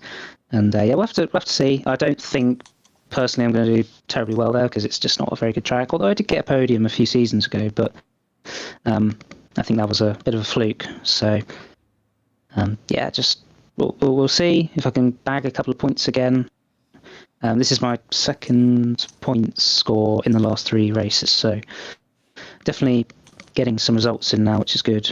We'll just have to see what happens next week. I do need to say, before I finish, sorry to 10th and anyone else, because I got a puncture into the fast left-right, and a few people, I had about 4 people right behind me, and they all had nowhere to go, and 80 I think may have got damage, and 10th definitely did because it took her out of the race. So sorry to her and to anyone else. Good on you for that.